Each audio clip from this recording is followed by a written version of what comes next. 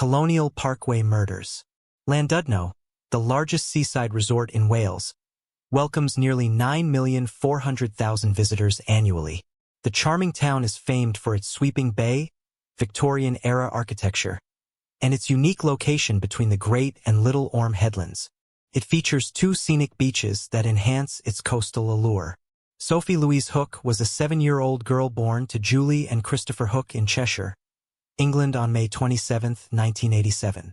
Julie worked as a teacher, while Christopher was employed at an advertising agency.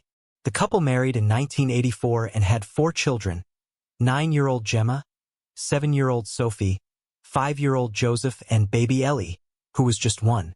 Gemma and Sophie shared a particularly close bond and loved spending time together.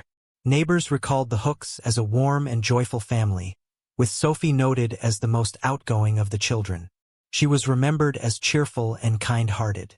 The Hooks were also very close with Julie's sister, Fiona, and her husband Danny Jones, who lived in Llandudno, North Wales. The Jones family, like the Hooks, had 4 young children of their own. Those who knew both families well said the connection between all 8 children was so close, they felt more like siblings than cousins. On July 29, 1995, the Joneses invited the Hooks to join them in celebrating their son Luke's 9th birthday. That morning, the Hooks had breakfast and then made the hour-and-a-half drive from Cheshire to Llandudno to take part in the festivities. At the time, the Joneses lived in a large home on Brynlabia Road in Llandudno, valued at £200,000 in 1995. Their backyard was private and well-suited for children, bordered from a nearby overgrown bridle path by a hedge and wooden gate.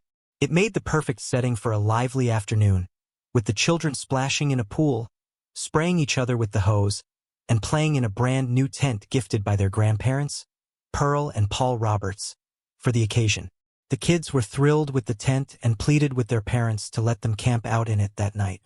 Julie and Christopher agreed, reassured by the garden's security, the glow from the nearby patio lights, and the fact that Fiona and Danny would be sleeping just a few meters away inside the house. Julie and Christopher recall kissing their children goodnight when they left them to their camping sleepover in the garden. Julie later recalls that she kissed them goodbye and said to them, quote, "Have a good time. I'll see you tomorrow." This would be the last time they would ever see 7-year-old Sophie alive. Sophie, her sister, and 2 of their cousins, Luke and Alex, settled down in their sleeping bags in the tent. They ate dinner, played games, and shared ghost stories. Feeling scared, the younger boy, Alex, opted to head indoors at 12:30 a.m. At 12:40 a.m., his father, Danny, decided to check up on the kids before going to sleep. He left the back door open in case any of the kids decided to come inside. At 2:30 a.m., Sophie's cousin Luke woke up, checked the time, and noticed that Sophie was still in the tent asleep between himself and her sister. He went back to bed. However, the next morning, Luke woke up around 7:15 a.m. and found his cousin Sophie missing from the tent. The tent's entrance was open and damp from the morning ring. Luke noticed that while Sophie was gone, Sophie's beloved stuffed giraffe named Blankies, whom she took everywhere, remained inside the tent. He knew that she and Blankies were inseparable and later said, if Sophie had run away, she would have taken him with her. Luke immediately notified his parents. Fiona and Danny searched the garden and the house as well as the surrounding fields for over an hour, but no trace of Sophie could be found. Sophie was officially reported missing to the police at 8:20 a.m. Unbeknownst to Sophie's family, an hour earlier around the time Luke had woken up and found Sophie missing, a gruesome discovery was made by a local man. At 7:10 a.m., 55-year-old Jerry Davies set off from home to begin his usual dog walk down North Shore Beach. While walking along the shore, he spotted what appeared to be a discarded mannequin. However, he knew something was wrong when his dogs became alarmed and ran away from the scene. He decided to investigate the mannequin only to realize it was the body of a girl. Davies took off his t-shirt and laid it over her lifeless body before rushing to a nearby phone box in order to dial 999, the country's emergency number. The girl was later identified as Sophie Hook. Her unclothed body was found washed up on the beach half a mile away from her home. The following autopsy report is extremely graphic and viewer discretion is advised. The autopsy revealed that Sophie had been brutally attacked. Her right upper arm and her ankle had been broken. She had been slapped and punched and her body was covered with bruises. She had suffered internal bleeding and was sexually assaulted. The medical examiner noted that a majority of her injuries were comparable to those normally suffered by people killed or seriously injured in major car crashes. All of the injuries were sustained while she was still alive.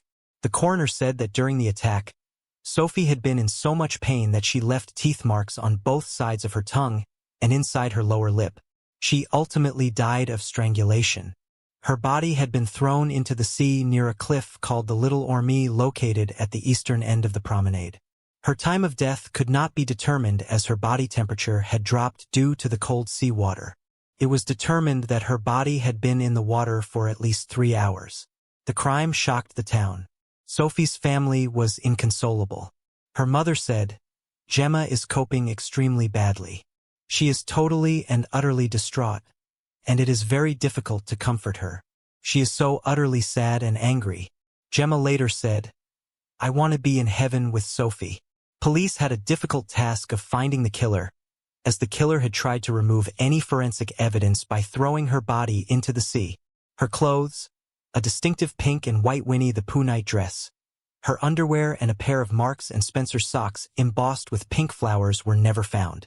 Authorities believe whoever murdered Sophie knew that the children were staying in the garden tent. Police started their investigation by interviewing all the nearby registered sex offenders. Soon, investigators would focus upon one individual in particular, a 30-year-old man named Howard Hughes. He was known to ride his mountain bike through the coastal town late at night. He had a striking appearance as he grew up quite rapidly due to a chromosome abnormality called XYY syndrome. He reached 6 feet tall by age 11 and was towering at 6 feet 8 inches in adulthood. He also had behavioral problems, learning disabilities and dyslexia as a child. As a child, Hugh Hughes was placed in private schools by his father, who hoped they would have a positive influence on him. However, after only 2 terms at Lindisfarne College in Wrexham, the school chose not to continue his enrollment. Even when Hughes' father offered to pay double the tuition, the school declined, citing Hughes' frequent involvement in fights and bullying. This pattern of aggressive and disruptive behavior persisted throughout his adolescence and into adulthood. Hughes developed an extensive criminal record, including convictions for assault, burglary, theft, criminal damage, threats, driving offenses, and weapons possession. At just 16 years old in 1981, he lured a 7-year-old boy into a deserted building. According to the arrest report, Hughes exposed himself, made inappropriate advances, and eventually attempted to strangle the child. The young victim later recalled, "He picked me up and slammed me down hard. He was frighteningly strong. He ended up on top of me, gripping my neck with both hands." The boy pretended to be dead until Hughes left.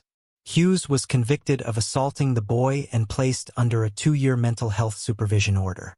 On release, returned to live with his mother, recently separated from his father. Following his release, he became increasingly aggressive and violent in nature, picking fights with people at random. His disruptive behavior led to an inability to maintain any job. Despite his father offering him various roles within his business over the years, Hughes declined to contribute in any capacity. Instead, he caused damage to machinery and engaged in altercations with fellow employees. Hughes had also been accused of assaulting young girls aged 3, 5, and 9 in the years between his release and 1995. Hughes came under suspicion when multiple witnesses spotted him cycling along a path which overlooked Sophie's location. One woman actually caught him hiding in the bushes, and he told her he was looking for money he had dropped. The past proximity to the property meant that he could potentially overhear the children's conversations, which indicated that he may have been aware they were sleeping in the garden that night.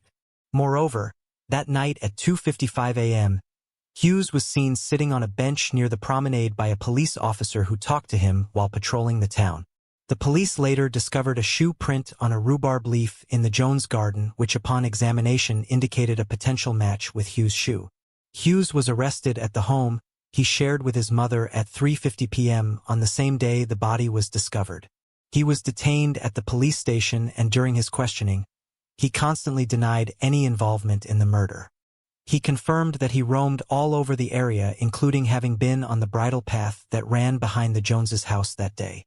He also confirmed that he was out and about in the early hours of July 30th when he was spoken to by a police officer. However, he denied killing Sophie. He was held for 4 days, but as there was not enough evidence to charge him, he was released from prison. Hughes was soon rearrested after police found images of children which had been located in a police search of his home. Officers had also found a collection of girls' undergarments hidden in a stone wall. Soon other evidence came to light, albeit circumstantial. A 6-year-old girl named Amanda Roberts came forward to say that she had been playing in a park near her home that Saturday afternoon when she was approached by Hughes at around 4 p.m. He tried to persuade her to go with him, but the girl ran away. That park was less than a 4-minute cycle ride from the Joneses' house. A convicted sex offender, Michael Gedd, also came forward. He claimed to have known Hughes and his mother while he was a neighbor of theirs. He told police that Hughes would often share his twisted sexual fantasies about assaulting young girls with him. He said that there was more than one occasion when they had a conversation, and that he said that he wanted to abduct a girl to have intercourse with her and then to murder her. Police allowed Hughes' father to visit in response to his request for welfare visits. During that visit, Hughes reportedly confessed to sexually assaulting and murdering Sophie. Hughes told his father the route that he had taken when he kidnapped Sophie. Hughes' father, after learning the truth, told police that his son had confessed to the murder during their visit. He also gave information to the police concerning the location of the child's clothes. Sophie's night clothes were later found in the area indicated. Howard Hughes was officially charged with the kidnapping and murder of Sophie Hook. On the June 24, 1996, his trial began. Only Christopher Hook and Danny Jones attended the trial, as they did not want Julie and their children to be re-traumatized. There was no forensic evidence linking Hughes to the crime, but the jury heard testimony of 3 witnesses, one being Hughes's own father. He addressed the court and spoke of how his son had confided to him that he had murdered Sophie. His father told the court that when he went to visit his son in jail, he told him, quote, "If I am going to stay in this room with you, I must know if you did it." His son then allegedly broke down and admitted, "I did it." Howard Hughes described how on that Saturday morning, he went to the Joneses' back garden where the children were preparing for the party. He said, "I went back there at about 2 in the morning. I persuaded a girl to go with me down to the beach. The girl started screaming and I put my hand over her mouth and kept it there until she stopped. I took off all her clothes and threw her body into the sea." He followed up his statement by saying, "I've been sexually frustrated since 1990. Hughes later went on to deny this confession. The defense argued that his confession may not have actually been to her murder, but only in an effort, he said, to help authorities find Sophie's clothing, to which his father said, quote, "You can suggest what you like, but that is rubbish." The second witness was Jonathan Carroll, a 30-year-old career criminal who was in prison at the time he testified. He told the jury that he had been out looking for places to rob. He was in a garden when he heard someone coming up the street. A few moments later, he saw Hughes carrying a sack down a lane. He then says he caught a glimpse of a human leg coming out of the sack.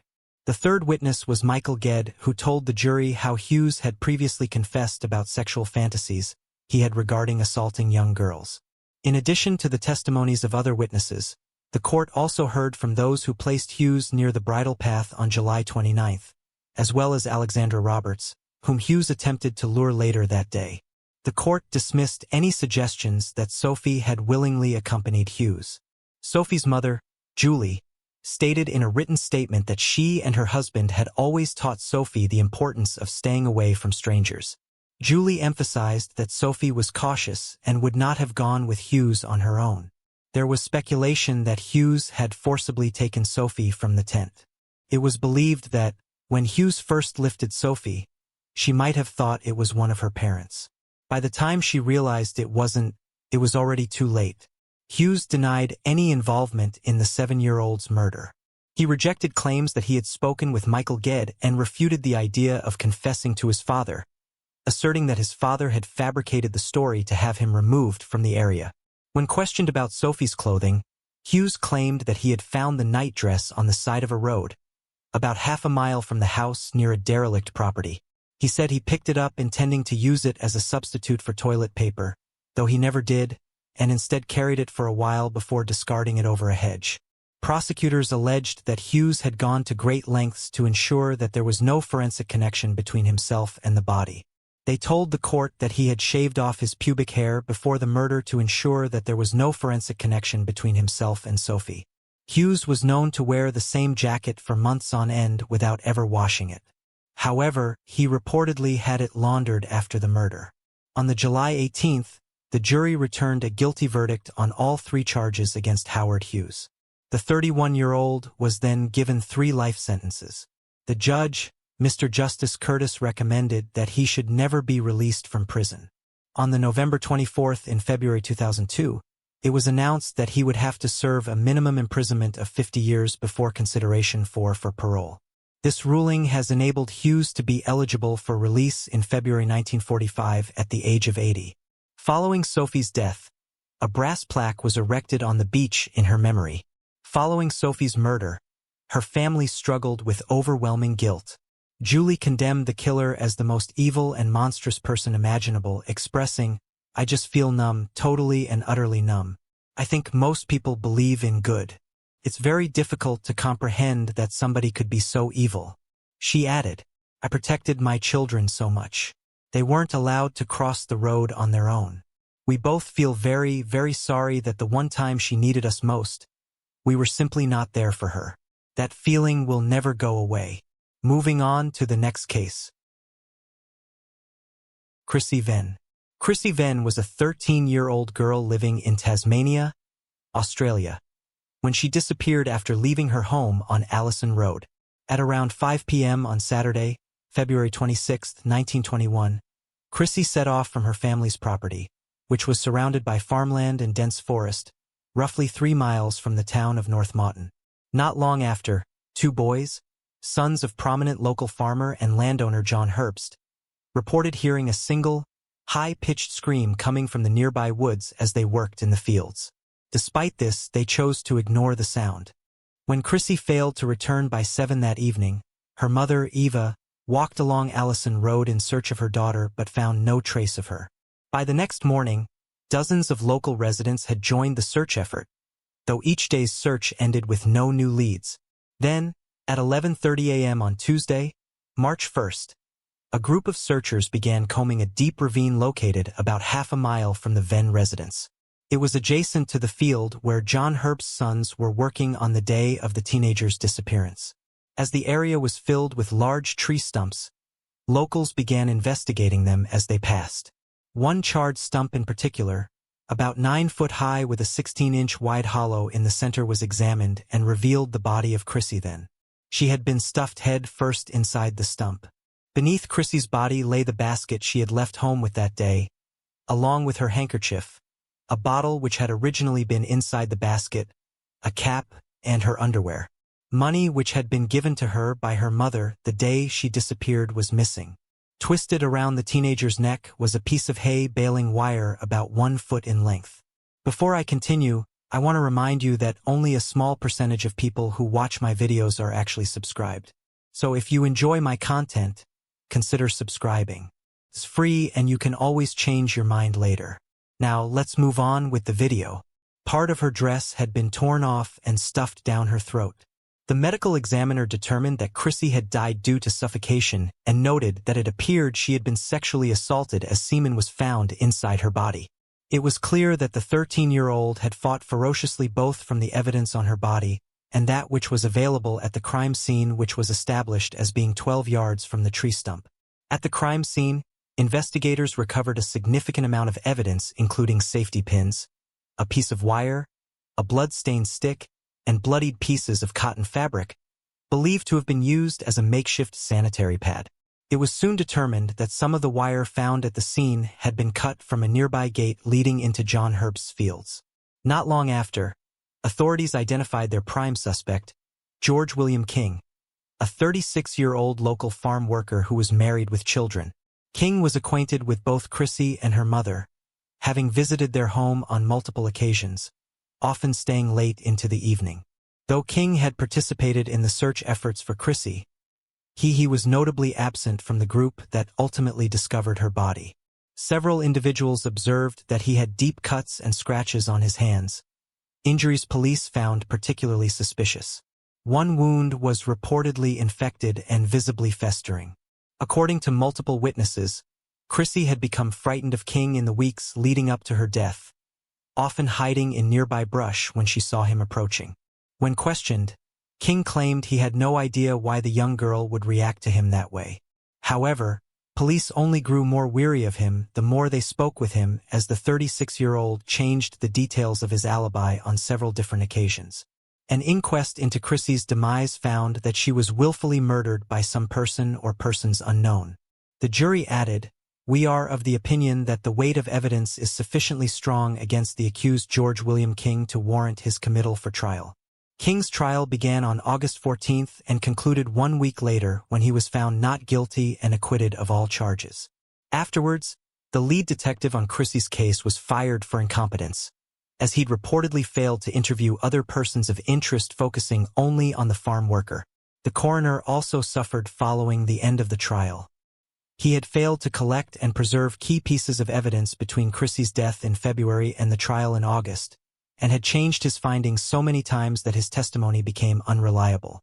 According to the examiner in March of 1921, King had received an anonymous and signed letter that was crudely written with an equally crude representation of a man hanging by the neck from the gallows. The letter read, "Take care. I saw you murder Chrissy then, and if you don't confess, I'm going to tell the police." Despite the efforts of law enforcement, the letter writer was never identified. After King's acquittal, Chrissy's case grew cold. In recent years, online sleuths have found newspaper clippings showing that Chrissy was raped in 1917 when she was just 10 years old. Frustratingly, the culprit was acquitted of all charges, and once again, there was no justice for the young girl. Chrissy's family life appeared to be rather a strange one. Her mother-born Eva Mae Chilcott married Chrissy's father, George Arthur Van, in 1906. Reportedly, Eva was 24 and George was 18.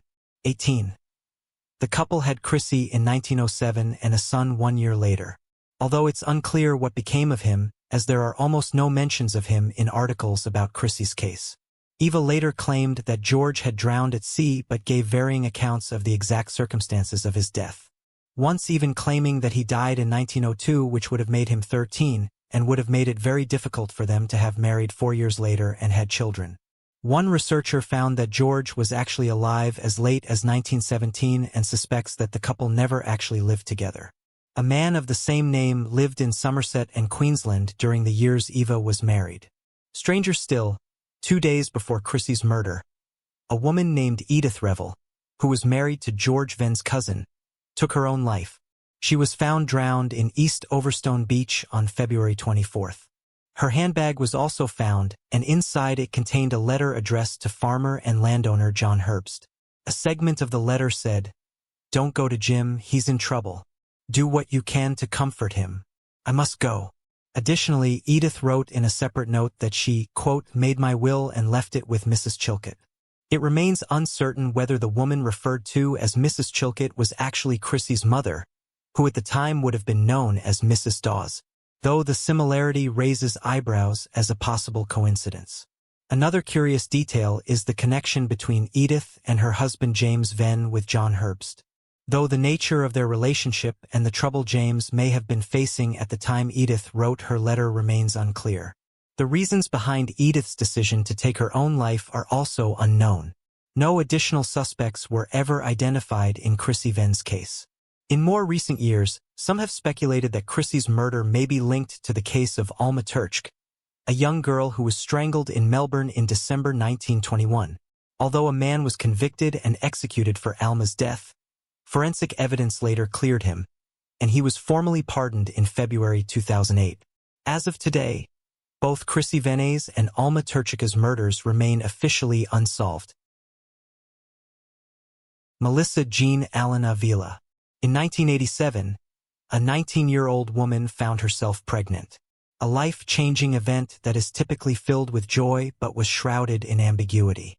Little is known about her circumstances during this time, leaving critical questions unanswered. Was the pregnancy the result of a relationship, or were there more complex and troubling factors involved? The absence of information only deepened the air of mystery and sorrow surrounding what was to come. In October 1987, a man searching through a dumpster for recyclables behind a business on the 5400 block of La Sierra Avenue in Riverside, California, made a chilling discovery. Among the refuse lay the lifeless body of a newborn baby girl. The Riverside County Coroner's Office quickly concluded that the baby's life had been deliberately taken. Despite their relentless efforts, detectives from the Riverside Police Department reached a dead end. They pursued every lead, conducted interviews, and combed through potential evidence. But the identities of the baby's mother or anyone involved remained a mystery. As time passed, the case grew cold, overshadowed by the passage of decades. However, in 2020, the Riverside Police Department's Cold Case Unit made a critical decision to revisit this tragic case, reigniting the hope for answers long overdue. One that would eventually lead to justice for a crime that had been unsolved for over 3 decades. Determined to resolve the case of the unidentified baby girl found in 1987, detectives joined forces with the Riverside County Regional Cold Case Team and the non-profit organization Season of Justice. This collaboration was driven by the hope that new forensic technologies, especially advanced DNA analysis, could finally identify the mother of the deceased infant. Their dedication paid off when the DNA evidence eventually led them to a name: Melissa Jean Allen Avila. After years of uncertainty, the mother of the baby was finally identified, but the case was far from over. Authorities needed to locate Avila, who had since moved across the country. On August 7, 2024, the long search came to an end when Avila, now a 55-year-old resident of Shelby, North Carolina, was apprehended. Her arrest was the result of coordinated efforts between the U.S. Marshals Pacific Southwest Regional Fugitive Task Force and the U.S. Marshals Carolinas Regional Fugitive Task Force. Following her arrest, Avila was extradited back to Riverside County, California, the place where the tragic events of 1987 had unfolded. She now faced charges for taking the life of her newborn baby girl. Avila, now confronting the long-overdue reckoning for her actions, was booked into the Larry D. Smith Correctional Facility. This marked a dramatic departure from the years of freedom she had enjoyed, despite the haunting truth of her past. With bail set at $1,100,000, the gravity of the charges against her was evident. The court is set to review the evidence linking Avila to the tragic death of her newborn daughter, with DNA analysis serving as a cornerstone of the prosecution's case. Moving on to the next case. Jason Anthony Jalkowski. In February, Jason Jalkowski, a teenage boy, vanished on his way to work, never to be heard from again. Despite years of investigation, no clues, physical evidence, or any insight into his disappearance have emerged. As a result, his case has become one of the most perplexing and eerie mysteries in Nebraska's history. Jason Anthony Jalkowski was born on June 24, 1981, in Grand Island, Nebraska, the eldest of 2 sons born to Kelly Murphy and Jim Jalkowski. He had a relatively normal and happy childhood. While Jason dealt with a mild learning disability affecting his speech and language, he was still regarded as exceptionally intelligent.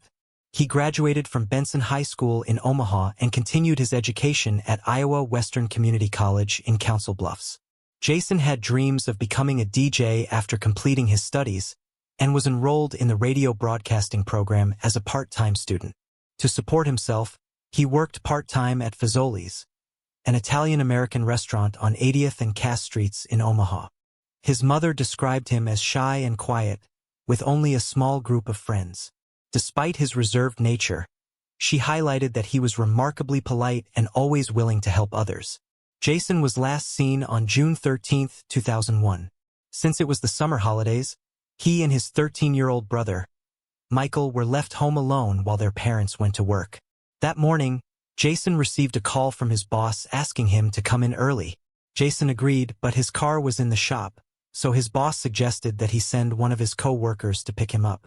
They arranged to meet at 11 a.m. at his old high school's parking lot as Jason could walk there easily. For the next short while, Jason finished up some chores and prepared to head to work. A neighbor spotted him at 10:45 a.m. helping Michael bring in the empty bins from the side of the road and put them back in their garage. He then set off from his home in the area of 48th and Bedford Streets in the direction of Benson High. Jason's disappearance quickly became apparent when he failed to meet a coworker at 11 a.m. Concerned, the coworker called his house between 11:15 and 11:30 to inquire about his whereabouts. Since then, Jason has not been seen or heard from again.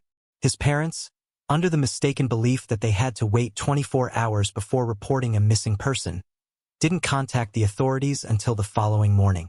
Initially, investigators assumed Jason had run away, possibly acting out in a teenage rebellion, and would return when he felt ready. This assumption led to a delay in the investigation, with authorities not beginning their search until 10 days after Jason was last seen. Once the investigation started, law enforcement interviewed neighbors and conducted ground searches, but no evidence surfaced. CCTV footage from around the school showed that Jason never arrived at Benson High, despite having only a 7-block walk from his house. The area he would have traversed was quiet, with little traffic. In addition, Jason's bank account, which contained $650, remained untouched. Similarly, he has not cashed any of his paychecks. His debit card hasn't been used. His mobile phone hasn't been touched. He never picked up his car from the garage. His parents noted that he was due to start a new job the week after he went missing and that he was very much looking forward to it. He had been in good spirits and was not involved with anyone romantically at the time he went missing. He did not do drugs or drink alcohol and has no history of running away. He also has no known enemies. When he left the house on June 13, 2001, he carried no more than $60 on him and had left behind his clothing and other effects, though he was known to have his red work t-shirt with him. All in all, there were no signs that Jason planned to leave, and his parents believed that he was too responsible to have left without telling anyone. A friend of his echoed similar sentiments when she reported, "He loves his parents and his brother more than anything in the world. He'd be talking to me on the phone, and he'd put me on hold so that he could tuck his brother into bed. His family came first." Both authorities and Jason's family believe that he met with foul play on the day of his disappearance. Amateur sleuths have suggested that he was picked up by somebody he knew or lured inside a home, since CCTV showed that he never made it to the school, suggesting he was interrupted while walking there. Others have theorized his body was disposed of following a hit and run, or that he was approached for help by a neighbor with sinister intentions. Unfortunately, though, there are simply no clues in the case to indicate what became of the 19-year-old. In February 2007, Jason's mother quoted an unnamed police sergeant who called the disappearance the most baffling case he has seen in 30 years. Jason's parents, Jim and Kelly, created a non-profit organization named Project Jason in the aftermath of their son's disappearance. The organization aims to provide assistance to the families of the missing.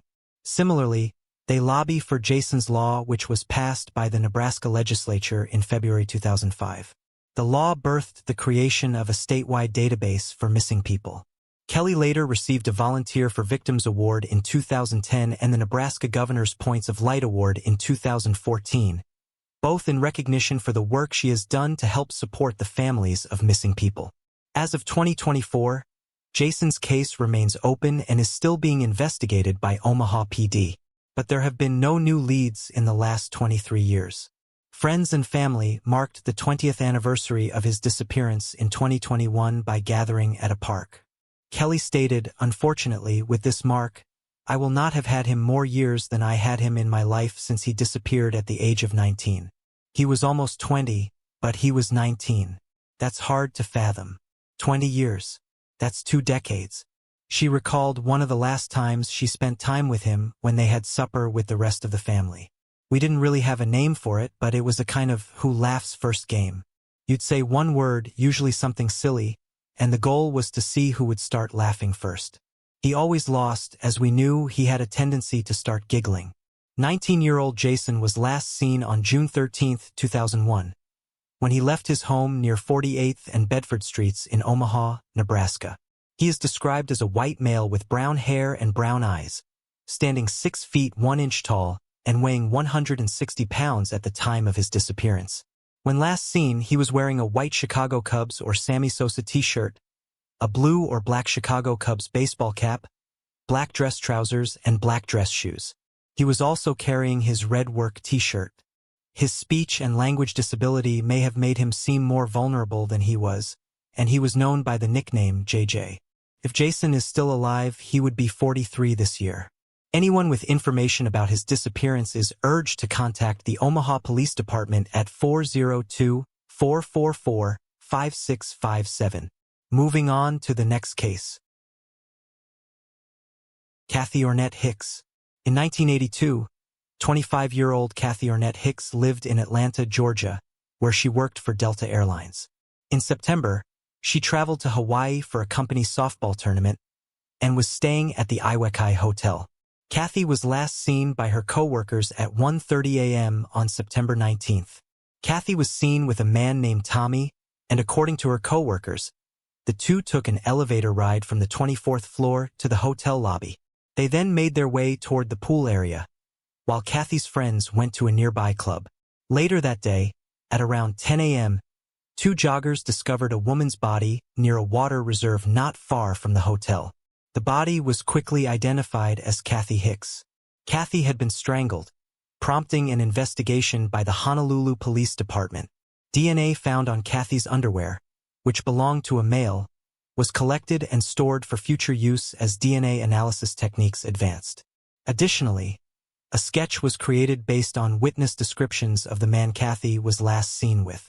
A co-worker of Kathy also told investigators that the man said he was a Navy sailor and had been in Hawaii for about 2 years, and that he was a native of Tuskegee, Alabama, and lived in Jacksonville, Florida before moving to Hawaii.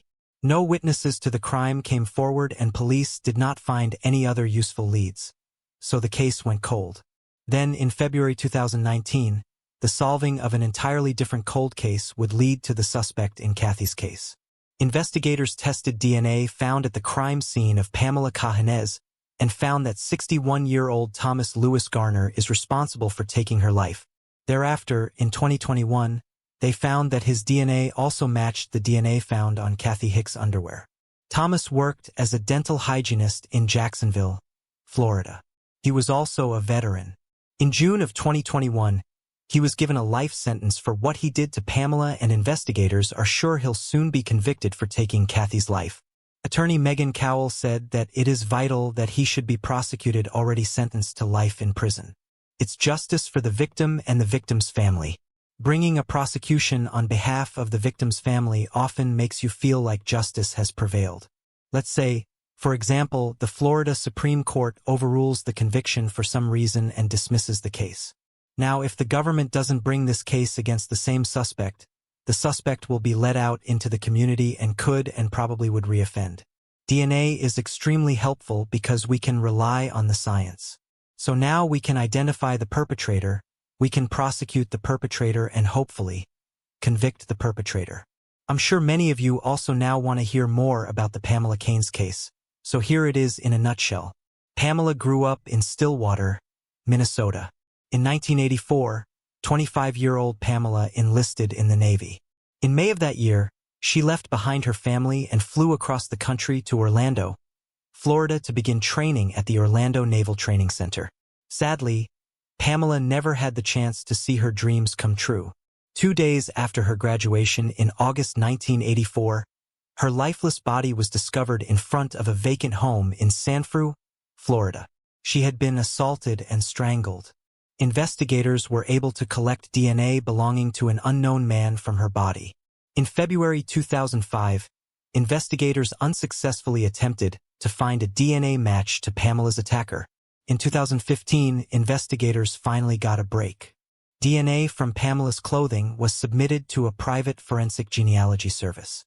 Investigators were able to access DNA profiles of individuals who submitted their DNA to genealogy websites. They found a match to a distant relative of Pamela's attacker. Investigators began to build a family tree that would eventually lead them to Thomas Garner, as we already know. Investigators had to make sure they had the right guy, so they then collected a cigarette that he had smoked. The DNA samples collected were a match to the skin found under Pamela's fingernails. Her family was relieved and overjoyed when investigators informed them of the arrest and subsequent conviction of the perpetrator. Moving on to the next case. Danielle Houchins. Danielle Houchins, born in 1981 to her mother Cheryl Houchins, was lovingly called Danny. From an early age, she was the center of her mother's world, and their bond was incredibly strong. On September 21, 1996, 15-year-old Danielle left her home in Belgrade, Montana, planning to spend the day fishing at Cameron Bridge Fishing Access, a favorite spot she often visited. It was meant to be a peaceful and solitary retreat, just another quiet day by the water. But what started as a simple outing turned into a chilling mystery when Danielle failed to come home. Later that day, searchers found her truck parked near the fishing access point. The vehicle was unlocked with no immediate signs of a struggle. However, there was no sign of Danielle. As hours passed and daylight began to fade, the search efforts grew more frantic, fueled by mounting concerns for her well-being. Tragically, those concerns were confirmed when Danielle's lifeless body was discovered several hours later, face down in shallow water not far from where her truck was found. The evidence of assault was unmistakable, and the circumstances of her death were both brutal and devastating. Her attacker had cruelly forced her head into the marshy ground, suffocating her as she choked on the mud. Investigators worked to piece together the events leading to her tragic end. But one haunting question remained: who was responsible for taking Danielle Houchins' life? For nearly 28 years, the mystery surrounding Danielle's death remained unsolved. Though the case had gone cold, the sheriff's office refused to let it fade into obscurity. In February 2019, they reopened the investigation, hopeful that advances in forensic science could finally provide answers. Preserved evidence from Danielle's case was sent to a cutting-edge forensic lab in California for meticulous analysis. The DNA was then compared against the FBI's CODIS database, but no matches were identified. While this outcome was disheartening, investigators remained determined in their quest for justice. They turned to a groundbreaking technique, genetic genealogy. With a court order, they accessed extensive DNA databases, hoping to find a connection that CODIS had missed. This innovative approach proved successful, leading them to Paul Hutchinson, a 55-year-old man living in Dillon, Montana. In July 2024, investigators visited Hutchinson at his home and confronted him with questions about Danielle's case. The encounter was fraught with tension, and Hutchinson's nervous, erratic behavior only fueled suspicions. His demeanor suggested he was concealing something far darker than anticipated. Just hours after the interview, on August 9, 2024, Hutchinson took his own life, abruptly ending any chance of a full confession. Despite his sudden death, the case was far from over. Not long after, forensic analysts confirmed that the DNA evidence from Danielle's case was a definitive match to Paul Hutchinson. While this long-awaited breakthrough brought a sense of relief, it was accompanied by profound sorrow. Hutchinson's family, unaware of his past, was left shattered by the revelation. A longtime employee of the Bureau of Land Management, Hutchinson had been married for 22 years and was the father of two, a daughter in her early 20s and a younger son. At the time of Danielle's murder, Hutchinson was a graduate student at Montana State and had only been in the area briefly. While the confirmation of his guilt offered some closure to Danielle's family, it also highlighted the deep scars left by a crime that had remained unresolved for so many years.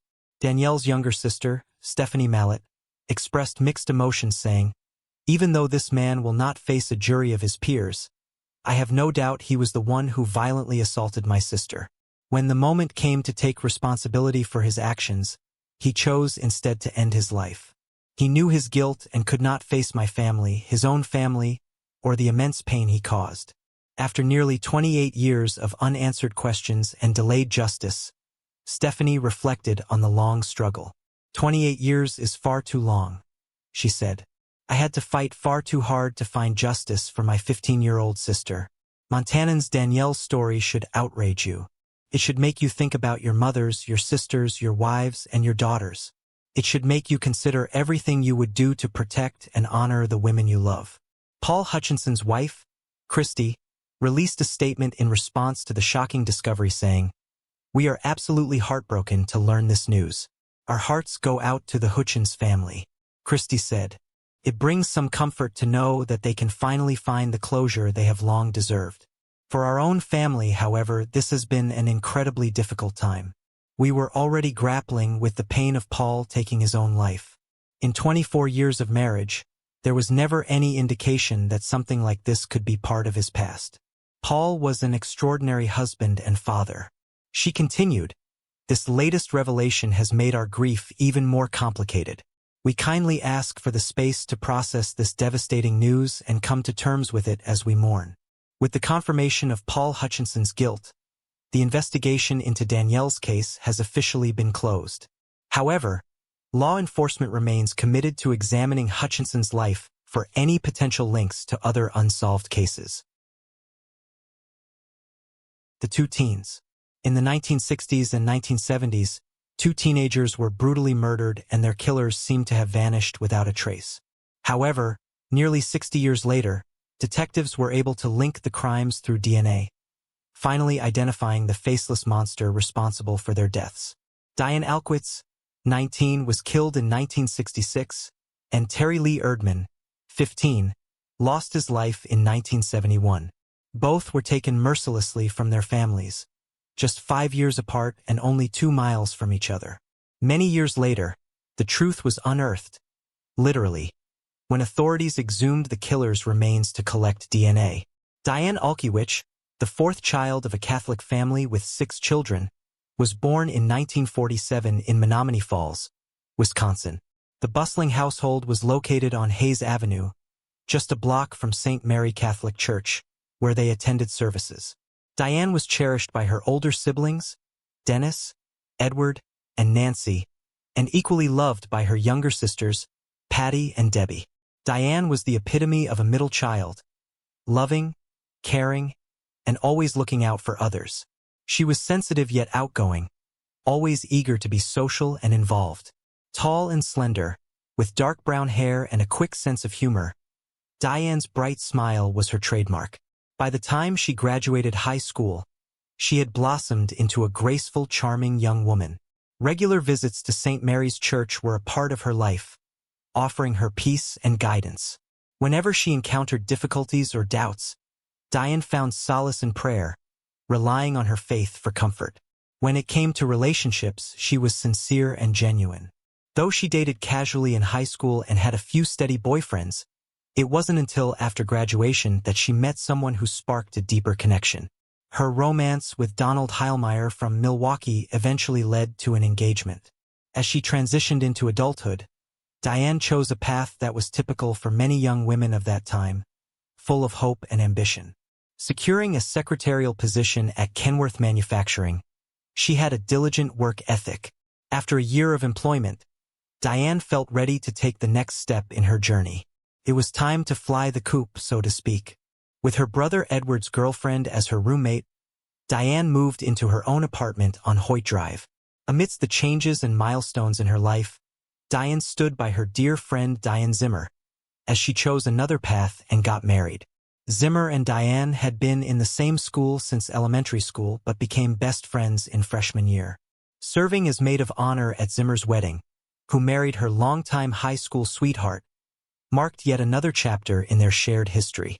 Her fiancé, Donald Hurlmeyer, attended as her plus one. Shortly after, Donald left for basic training at Fort Hood, Texas, as he had been drafted into the Army. Diane felt a deep sense of loneliness without him by her side. To fill the void left by his absence, she sought out activities to occupy her time and distract her from the ache in her heart.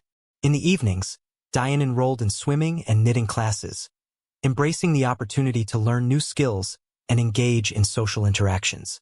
Additionally, she took on a part-time job as a hostess at the local Dutchland dairy restaurant, eagerly immersing herself in the bustling atmosphere to pass the hours. On November 3, 1966, Diane went about her day as usual. Patty, her younger sister, vividly recalls reaching out to Diane in hopes of borrowing a blue mohair sweater for a sleepover plan that night. Without hesitation, Diane generously agreed, promising to leave the sweater outside her apartment door for Patty to collect. Diane worked at 13700 block of West Silver Spring Drive at the metal stamping plant of Kenworth Manufacturing Company. By now, she had worked at the company for a year and a half, marking 18 months with them. She was dedicated. That day, the building was busy with activity as 25 factory workers carried out their weekend shifts, which concluded promptly at 3:30 p.m. Amidst the industrious setting, Diane stood out as the sole secretary. She was responsible for managing communications and coordinating deliveries. After the factory workers left for the day, Diane remained behind, working away at her desk until 4:30 p.m. Her duties extended beyond the typical work hours as she dutifully fielded phone calls and accepted late deliveries.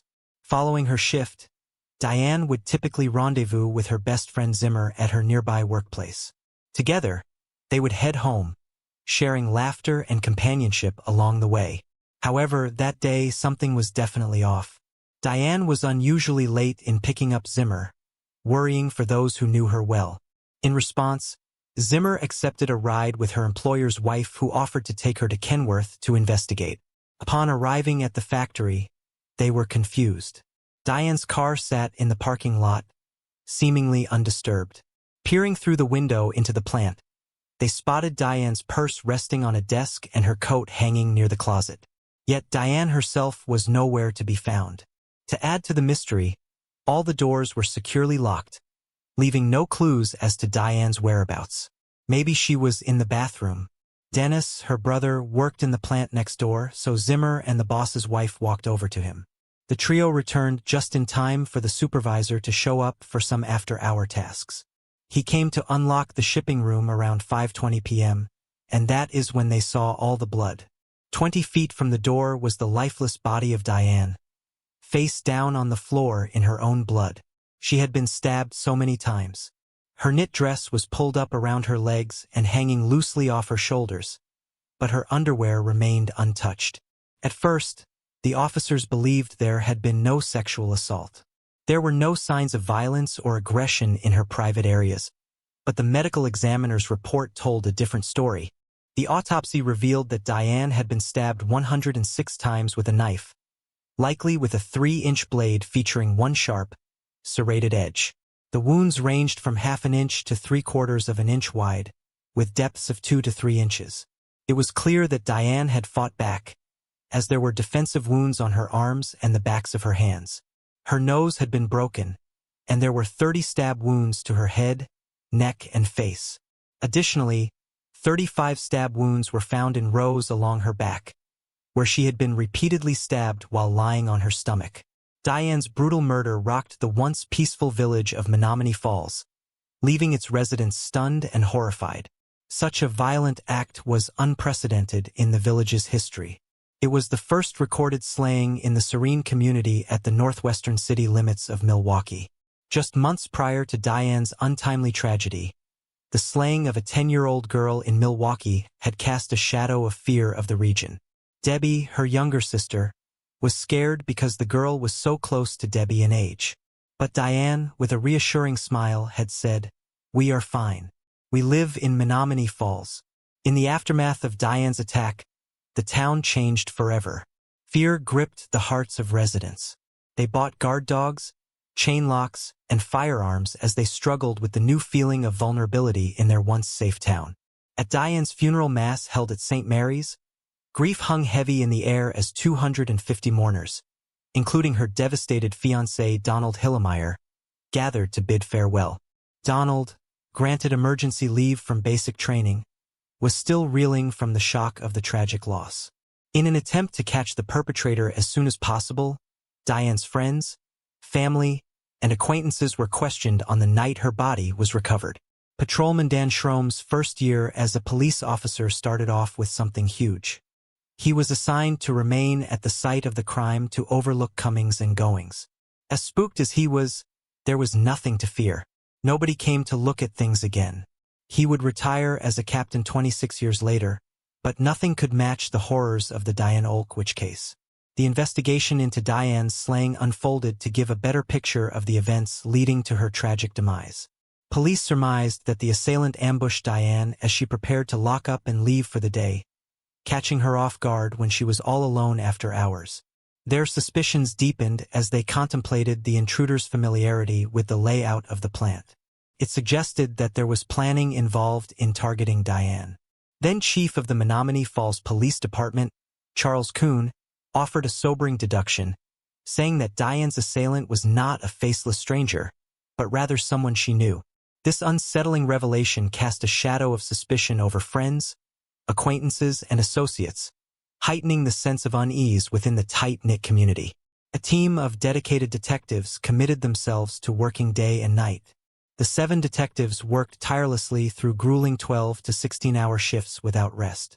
Over 100 crucial pieces of evidence, including fingerprints retrieved from the crime scene and Diane's blood-stained garments, were meticulously cataloged and dispatched to the FBI headquarters in Washington, D.C. In the ensuing weeks, law enforcement officers interrogated all possible leads. They conducted over 500 interviews in search of the truth. Despite their exhaustive efforts, their pursuit was fruitless.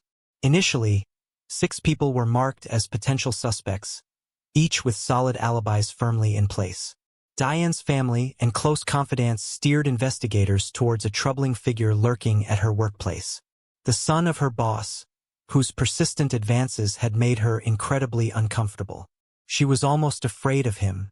Recounting Diane's hesitance, her sister Patty vividly recalled her distressing encounters with the unwanted suitor. He knew she was committed, but that did not stop him. Yet even as suspicion swirled around the employer's son, he had a steadfast alibi, corroborated by family members. As the trail of leads grew cold and the promise of breakthroughs faded, the investigation lost its momentum. With each passing day, Diane's unsolved case went cold. Donald Hurlmeyer, her fiancé, returned to basic training heartbroken with questions that would never be answered. Diane's parents both passed young, their health deteriorating under the strain of their daughter's slaying. Her mother Irene had been diagnosed with diabetes shortly before the terrible night she lost her daughter. She passed away of congestive heart failure at 50 years old in 1973. One would say she could not bear losing her daughter. Her father, Robert, suffered a heart attack at 55, 3 years later. Diane's eldest sister, Nancy, passed at 58, and her brother, Dennis, who tirelessly pursued justice for Diane, suffered a stroke at 50, and he too was lost 12 years later. In 1966, Menominee Falls Police sent a questionnaire to delivery companies that had contacts with Kenworth. Company records show that your company makes deliveries here, and we request your cooperation in answering the following questions and returning this paper to our department immediately. Your cooperation will be of vital assistance in solving this crime. One company responded, saying the man picked something up from Kenworth 4 days before the tragedy. The man would have been familiar with the scene of the Diane Olkwich case. It is unclear whether this lead was pursued. In the 1990s, DNA technology raised hopes for solving Diane's case. Despite entering evidence into Cody's and pursuing suspects for DNA samples, no matches were found. The prime suspect, the employer's son, had passed away in 1991, and his cremated remains could not provide a sample. Initially, detectives believed this was a position that offers no hope of progress. While the case remained open, it was simply a formality. But they did not realize the assailant was lurking nearby, looking for new prey. Terry Lee Erdman was described as a quiet, reserved girl with a great sense of humor. The middle child of 3 siblings, she had 2 brothers, Daryl and Daniel. But being the only daughter in the family, she got extra attention from her parents. Terry's father worked as a switchman for the Milwaukee Road. Their life was comfortable. Her mother, Lois May Christian, was employed in fabric stores and J.C. Penney's. She often went bowling with her husband in couples leagues. The family loved spending time together at their cottage in Tomahawk, Wisconsin. Terry had a loving family. The 15-year-old had just finished 9th grade at Samuel Morse Junior High School. She was going to enroll in James Madison High School during fall and September of 1971. On Wednesday, 23 June 1971, she left home somewhere around 5 p.m. She was going to babysit in the neighborhood. She typically left a note when she went out, and it was usually on a Wednesday. But this time she didn't. Her family thought it was just an oversight. However, by 9:30 p.m., their concern grew. They checked with neighbors and made calls, but no one had seen her. Earlier in the day, she had spent time with friends near North 95th and West Rio Streets, enjoying laughs and conversation until the sky turned purple. Harry decided to head home, choosing the familiar shortcut through the open field, a path she knew well that saved a few minutes on her walk to their house on the 10400 block of West Silver Spring Drive. That was the last time anyone knew of her whereabouts. The following day, 11-year-old Robert Sonier was walking in the woods behind the Moore Way department store on the 10100 block of West Appleton Avenue with his father, Walter. This particular area of woods was called Lover's Lane as it was secluded, and teen couples often parked their cars there to get intimate as suggested by the name. As they walked through the dense bushes, Robert saw something odd. It looked like a person lying on the ground in the thicket of trees and small grass. He first thought perhaps it was a couple, but then noticed it was a girl all alone. He realized it was a lifeless body of a girl. The 15-year-old was stabbed over 60 times. Her arms were tied with twine. Her blue shorts and underwear had been pulled down, and her jersey sweater was pulled over her face, suggesting she had been assaulted. According to Officer Robert Schultz, she had been stabbed aggressively. Late that night, around 12:30 a.m., her father was brought in to identify her body at the county morgue. Terry's 1971 case is the third oldest unsolved case at the Milwaukee Police Department. Police exhausted all possible leads, and nothing could be said about whether or not she would get justice. Her family was never the same again. In February 2011, DNA was taken from Terry's autopsy, and it was identified as male DNA. Detectives suspected the same person committed both of the slayings of Diane and Terry due to case similarities. Firstly, the distance between the cases. It happened around 1.5 miles from each other. Also, both victims were teenage girls, so it did match the profile he must have set in his mind for the ideal victim. Both of them were stabbed. It was highly aggressive, as if in a frenzy, even as the life had drained from the body. Lastly, there was evidence of intimate assault, which provided a motive for such a heinous crime. A joint request was placed at the Wisconsin Crime Lab to compare the DNA profiles to each other. The Wisconsin Crime Lab then confirmed that the DNA profiles from both victims were consistent. The DNA could not be matched to a suspect, so the case went cold again. In February, Menominee Falls Detective Chris Bellows met with the staff of the State of Wisconsin Crime Laboratory about the use of forensic investigative genetic genealogy, which had been developed in February 2019. Then in February, through investigative efforts that utilized forensic investigative genetic genealogy, a potential suspect was identified. Clarence Tappendorf was a delivery driver in 1966 for Claremont Transfer Company, whose route included Kenworth. There were no deliveries scheduled on the date of Diane's demise. 4 days before her slaying, he picked up a delivery according to the questionnaires Menominee Falls PD had given out during the initial investigation. He would have basic knowledge of the layout of the building and the fact that Diane would be alone 3:30 p.m. to 4:30 p.m. On the day Diane lost her life, Tappendorf made a delivery to a location across the street from Kenworth Company. Tappendorf, a man whose life spanned 80 years, had already passed away on January 6, 2008. Investigators reached out to the late Tappendorf's 2 adult sons, and one of them agreed to provide a DNA sample. They compared his DNA to the profiles from both cases and discovered that the DNA found on Diane Alkowitz's clothing likely belonged to Tappendorf, their father. Police then obtained a search warrant to exhume Tappendorf's body from Holy Cross Cemetery in Milwaukee to collect DNA samples for further analysis. Tappendorf was a devoted husband to Joyce for 57 years, a loving father to 6 children, a grandfather to 6 grandchildren, and a great-grandfather to many. Despite his picture-perfect family life, he was confirmed as a match for the perpetrator's DNA in October 2023. At the time Diane's life was taken, he would have been 39 years old, and 44 when he attacked young Terry Lee. This revelation raises many questions, especially when considering the tragic event that later befell him. At the age of 17, Tappendorf experienced the heartbreaking loss of his own daughter.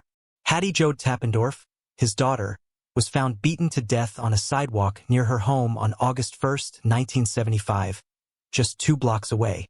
This occurred 4 years after Tappendorf's last known attack. The perpetrator, Roy Clark O'Neill, an 18-year-old, was identified when his parents turned him in after recognizing a watch from a television report about the crime scene. The suspect told authorities that he had taken LSD and had been drinking. He was convicted of second-degree slaying and sentenced to 38 years in prison. Then, Tappendorf's son passed away in 1987. His wife, Joyce, had to face the unbearable pain of losing a child to a violent fate all over again. On Friday, May 22, 1987, their 34-year-old son, Mark, took his own life in what police determined to be a slaying. Mark shot his wife, Linda, 34, in the head with a hunting rifle before turning the weapon on himself early Friday morning in their South Side home. The bodies were discovered by their 15-year-old daughter around 7 a.m. The couple's daughter and son had slept through the ordeal. Joyce reflected on the tragedy, struggling to comprehend why such sorrow had struck her family again. She described her son as a deeply troubled person, unable to understand why he had also taken Linda's life. But this could offer another explanation. Perhaps there was an undiagnosed illness, a mental illness for both the father and the son. Debbie Cagliari, Diane's sister, thanked the detectives for their hard work and dedication to solve Diane's case. Debbie was only 9 when her niece even appeared for an interview. She said the following to families of other cold case victims. "Do not give up. Do not give up. You cannot give up hope. You have to keep it going." Norman Gross, a former classmate of Diane's, said he never gave up hope that her perpetrator would eventually be revealed. "Just going to class reunions and stuff, her name was always there. She is always on your mind. All these years, and finally it has come to a conclusion." Attorney General Josh Cole expressed his sadness that the individual responsible for the crimes could not be brought to justice during his lifetime. However, he acknowledged the tireless efforts of investigators and scientists who worked relentlessly to identify the perpetrator, bringing some form of closure to the case. Chief Jeffrey Norman added, "I know there are families out there wondering about their cases. There is no statute of limitations on a murder investigation. Whether it's 5, 10, or 70 years, we are committed to bringing closure and resolution to these heinous crimes." Despite the years of pain and loss, the truth eventually came to light, allowing the victims' families to begin the long process of healing. While some may feel that Clarence Tappendorf got away with it, his life seems to have been marked by an eerie sense of suffering. At least with the help of DNA and genetic genealogy, the victims' families were finally able to gain some answers about the horrific crimes. As for the why, that answer remains buried with Clarence Tappendorf. Investigators are now exploring the possibility that he may be responsible for other unsolved crimes. Moving on to the next case. Karen and Gordon Alexander. On a fateful April night in 1981, in Texarkana, Arkansas, the lives of 2 innocent children, Karen and Gordon Alexander, were tragically taken within the walls of their home on Carmichael Hill. Stabbed multiple times with a butter knife, this horrifying crime would remain unsolved, casting a dark shadow over the community for over 40 years. But just when all seemed lost, forensic evidence would finally reveal the truth, leading investigators to someone they had trusted all along. Karen and Gordon grew up in the close-knit community of Texarkana during the 1970s, in a home filled with love and care from their parents, Weldon and Vera Alexander. While their father worked at Cooper Tire and Rubber, their mother dedicated herself to nurturing and supporting them. Karen, a quiet 8th grader at College Hill Elementary, was known for her shy nature and soft-spoken demeanor. She dreamt of becoming a nurse, and her gentle, compassionate personality shone through, though she kept many of her thoughts to herself. In contrast, Gordon was lively and full of energy, bringing a sense of vibrancy and joy to those around him. Despite the numerous challenges Gordon faced in his 13 years, including a congenital heart defect and open-heart surgery as an infant, he managed to maintain a bright outlook on life. Along with these hardships, Gordon suffered a stroke that left him with limited movement in his left arm and leg. Despite these setbacks, his spirit remained unbroken, and he faced life with courage and optimism. Tragically, a fall that resulted in a broken hip further complicated his life, confining him to a wheelchair as he recovered. Outwardly, the Alexander family seemed to have a picture-perfect life, with 2 children and dedicated parents. But behind the closed doors of their home, the reality was far darker than anyone could have expected. On the morning of April 8, 1981, a peaceful day in Texarkana turned into a nightmare. Weldon Alexander, the father of Karen and Gordon, returned home after his overnight shift at Cooper Tire and Rubber around 7 a.m. Upon his arrival, he noticed something unusual. The screen door and the wooden front door were both open. Stepping inside, he was met with a gruesome sight. In the kitchen, Weldon found his son Gordon lifeless on the floor. In a panic, Weldon moved through the house and discovered his daughter Karen on her bed near the living room area. She was still alive but seriously injured, suffering from multiple stab wounds. Weldon immediately called the police, who arrived to confirm the horrific scene. Gordon had already succumbed to his injuries, while Karen was in critical condition, barely clinging on to life. She was quickly transported to St. Michael Hospital, where she would tragically pass away 3 days later on April 11th, having never regained consciousness from a coma. An autopsy revealed that Karen had been assaulted in the hours leading up to her demise. Detectives noted that the weapon, a butter knife, had been left at the scene. Weldon admitted to police that he had removed the butter knife from Karen's body and placed it on a nearby bookshelf, explaining why his fingerprints were found on the weapon. After the brutal killings of Karen and Gordon Alexander, the Texarkana Police Department launched an intensive investigation. Officers thoroughly examined the Alexander home, carefully documenting the crime scene and collecting any evidence they could find. The absence of forced entry suggested that the killer was likely someone familiar to the family. Investigators conducted interviews with neighbors, friends, and family, but soon found themselves at a dead end. At the time of the crime, Weldon reported that his wife, Vera, was in a psychiatric facility, which further complicated the investigation. With no clear suspects and scant physical evidence, the case quickly went cold. However, in 1983, hope briefly resurfaced when Henry Lee Lucas, a violent felon awaiting trial in Texas, began confessing to a range of unsolved crimes across the United States. Lucas manipulated law enforcement by giving detailed, though often fabricated, accounts of various slayings, earning perks like road trips and meals in return.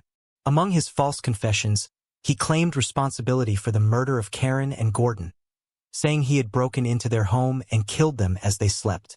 His confession initially seemed credible, as he had drifted through Texarkana around the time of the tragedy. But further investigation revealed that Lucas had been working in Florida at the time of the slayings, debunking his confession. Forensic evidence would later confirm that Lucas's DNA did not match the samples found at the scene, forcing detectives back to square one. The Alexander family was devastated by the loss of Karen and Gordon. A month after the tragedy, Weldon and Vera Alexander moved out of their home and relocated across town. In 1984, Vera Alexander, overwhelmed by grief, took her own life at the age of 37. Weldon Alexander would eventually remarry and have 2 more children. Decades later, the cold case was reopened in February 2023 by retired Captain Calvin Seward, who had a personal and professional connection to the original investigation. The decision came after the Facebook page Justice for Karen and Gordon Alexander gained popularity. Driven by advancements in DNA technology and a determination to find justice for the Alexander children, Seward, along with forensic criminologist Dr. Todd Steff and DNA scientist Kelly Dixon, revisited the evidence. DNA extracted from the victim's fingernail tissue revealed a familial match implicating their own father, Weldon Alexander. Further investigation showed that fibers and materials from the crime scene matched those used at Weldon's workplace. Based on the new evidence, investigators developed a theory of what they believe happened on the night of April 7, 1981. According to their reconstruction of events, Weldon Alexander had been assaulting his daughter Karen for at least 6 months before the crime. On that tragic night, he attempted to do it once again. It's believed that Gordon, Karen's brother, likely stumbled upon the attack and tried to intervene. In a fit of rage or perhaps out of desperation to silence his son, Weldon attacked Gordon first, using a butter knife as his weapon. He then turned his violent rage toward his daughter, Karen, who had managed to make it to the living room, where he launched another brutal attack. Weldon Alexander lived out the rest of his life quietly, passing away peacefully in February 2014 at the age of 80 from complications related to Alzheimer's disease. He had the luxury of living a long life, a luxury that he cruelly denied his own children. It took 42 years.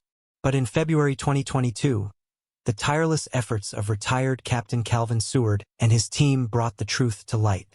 Although Weldon never faced justice for his horrific actions, the case's resolution provided the community and surviving family members with much-needed answers and a sense of closure. Amy Milwich. Amy Milwich, known to everyone around her as a bright, adventurous girl, was full of promise. She lived in Bay Village, Ohio, a peaceful suburb on the shores of Lake Erie. Amy had a love for the natural world and a talent for athletics, making her a standout in her community. Unfortunately, her life was tragically cut short by an unsolved kidnapping and murder that left her family, friends, and the entire region in search of answers.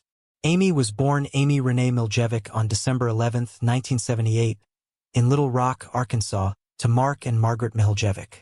She had an older brother named Jason, who was 3 years her senior. In 1984, the family moved to Bay Village, Ohio, seeking a quieter and more fulfilling life in the Midwest. Bay Village, with its middle-class charm and wholesome environment, seemed like the perfect place to raise their children. It offered a sense of safety and comfort, making it an ideal community for many looking for a slice of the American dream. In Bay Village, Ohio, the community was tightly knit and trusted. The streets were considered safe, and it was common for families to keep their doors unlocked and let their children roam freely, particularly during the warm summer months. The Miljevics, new to the area, quickly embraced this lifestyle. Mark worked for General Motors, while Margaret was employed at Trading Times magazine. Their children, Jason and Amy, settled into the local school system without trouble. With a population of just 17,000, Bay Village was a peaceful and welcoming town, when newcomers were embraced with open arms. As Amy grew, she developed a wide array of interests, but none more passionate than her love for animals. Horses, in particular, captured her imagination, and she dreamed of one day owning her own or running a stable filled with her favorite breed. Her enthusiasm for animals expanded into a broader appreciation for the natural world, and Amy often ventured outdoors, exploring the town with a sense of adventure. Her vivid imagination allowed her to create stories and fantasy worlds, which she eagerly shared with others. At school, Amy's outgoing and friendly nature made her many friends, and she quickly became a beloved classmate. Amy's vibrant personality and boundless energy made her a magnetic presence among her peers.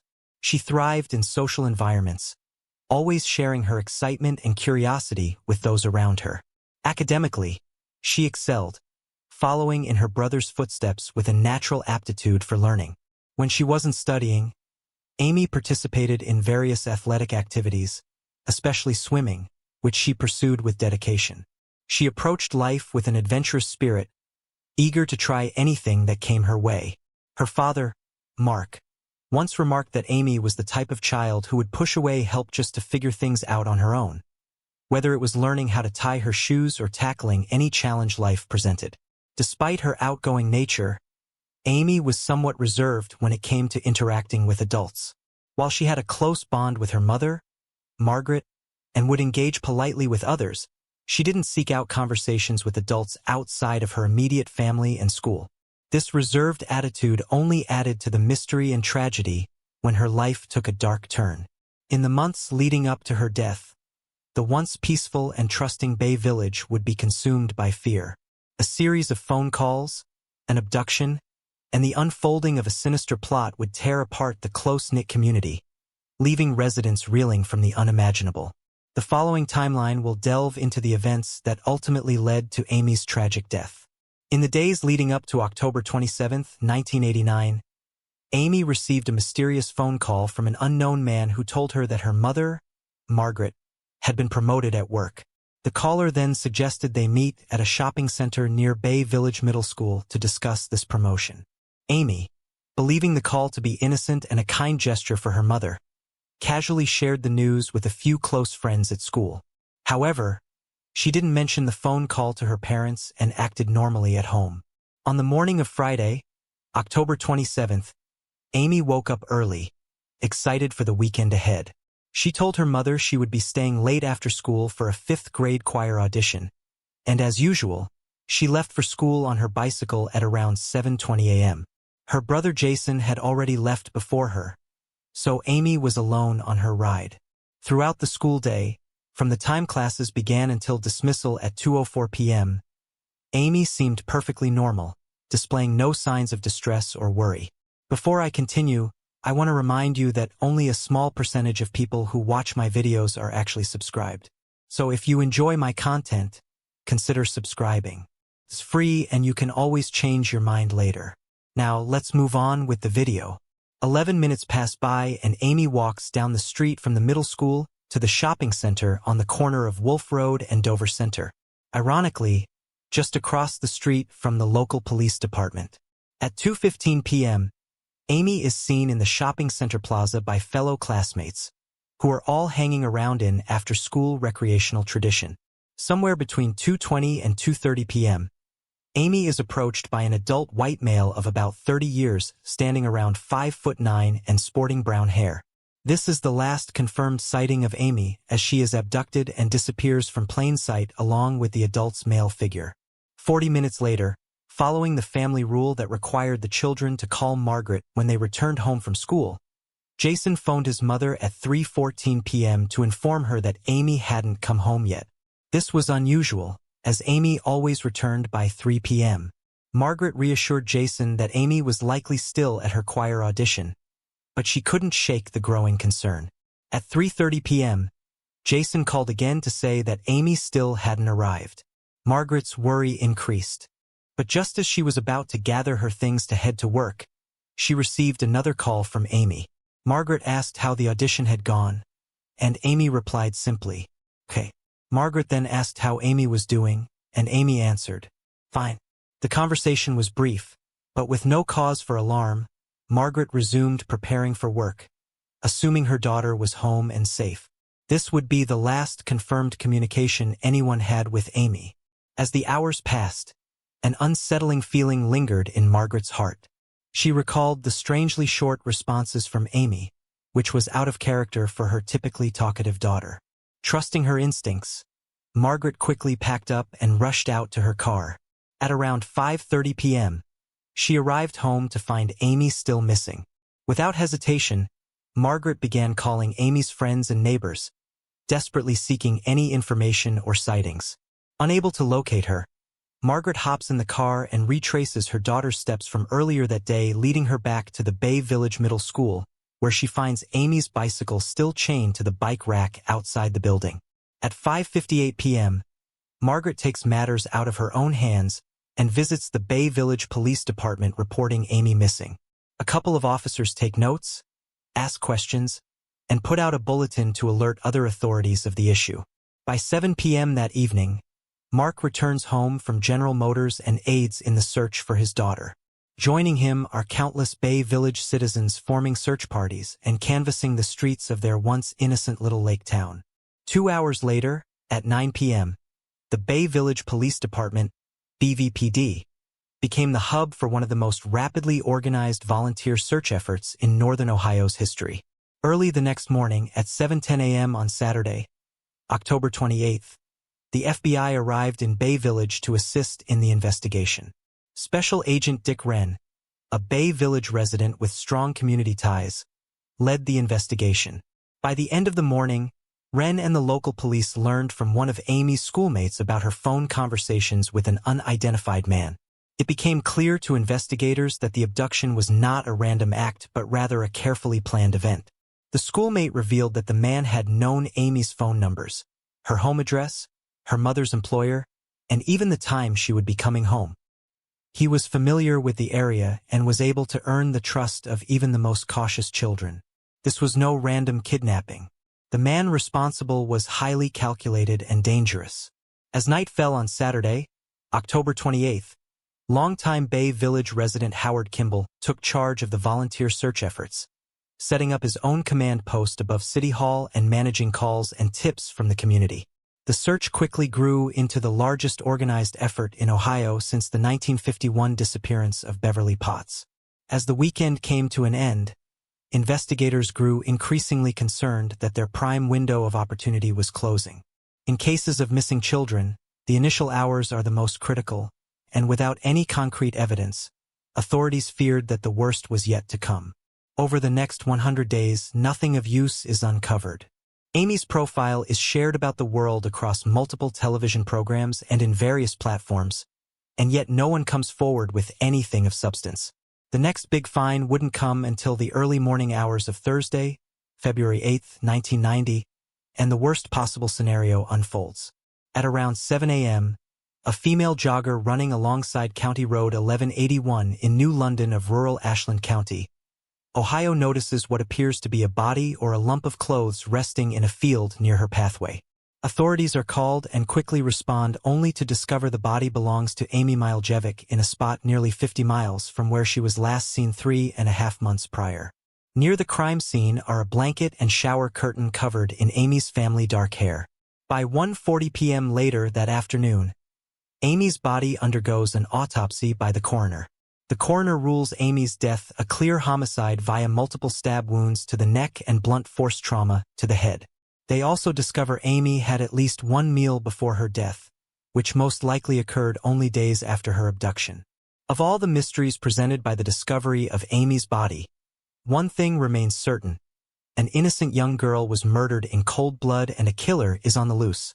For the next 3 decades, a massive manhunt for the Lake Erie murderer burns on, led by Bay Village detectives and the FBI.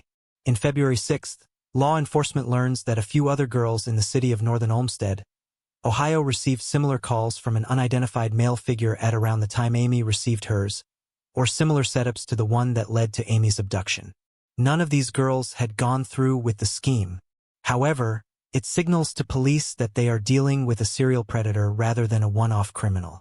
After another 7 years of inconclusive investigating, the case brings aboard Special Agent Phil Torsney, known for his role in capturing the infamous gangster. Whitey Bulgran tells reporters the killer was most a long-time resident of northern Ohio with in-depth knowledge of the local geography. Fast forward another 7 years to present day, and authorities are still without any luck or noteworthy leads in 2020. Last year, investigators claimed that whoever is responsible is most likely not even on their list of suspects at this point due to how exhaustively thorough they've been looking into the names they've come up with.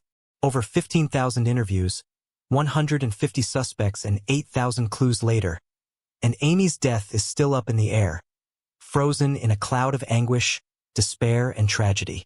When it comes to clues in Amy Miljevic's case file, nothing major catches the eye as a big break in the investigation. Unfortunately, the era in which Amy perished was a time before detailed phone records were kept, and thus the location of the phone used by the suspect to converse with Amy, as well as the line Amy called from to tell her mother she was safe, cannot be identified.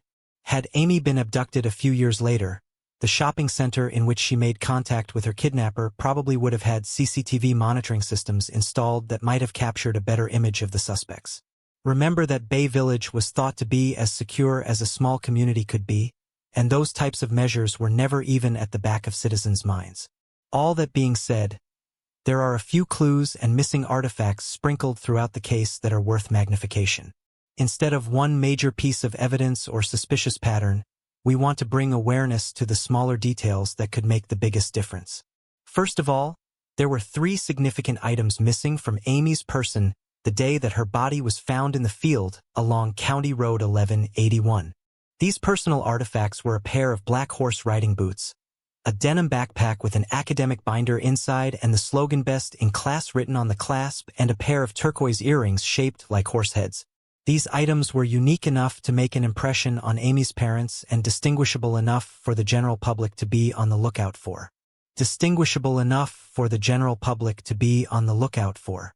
Detectives assigned to the investigation remarked about how predators in these types of crimes often keep mementos of their victims like twisted trophies to keep for themselves. All of these missing objects could easily have been held onto by the killer as mementos. If any were found and identified, it could be a connection to Amy. The other peculiar point of interest wasn't covered in February, when multiple other girls came forward to investigators sharing similar stories of phone conversations with a man who wanted to buy them gifts for their mothers and meet up at shopping malls. These girls were also residents of northern Ohio suburbia in a town called North Olmsted, a neighboring community with Bay Village. While these girls were not friends with Amy directly, all of them had one conclusive connection to the Lake Erie Nature and Science Center. Detectives looked into the pattern and realized that the center utilized a visitor's log booth at the front door, which all of the girls, including Amy, will have signed upon their trips there. Along with signatures, the logbooks also included visitors' phone numbers and addresses, giving the predator an in-depth resource for his potential victim's location. How many logbooks the center kept throughout their history, and if they are archived, is unknown. Sadly, the discovery wasn't made until 17 years after Amy's murder, and thus going back and pinpointing suspects from any documents kept is nearly impossible. And if it was carried out, no leads were brought forth from it by authorities. However, we bring it up because it seems more than likely the perpetrator used the visitor log and possibly the center itself to find young women. If you have any information regarding the Lake Erie Nature and Science Center over the past 30 years that could be deemed relevant, it's important to reach out to proper officials.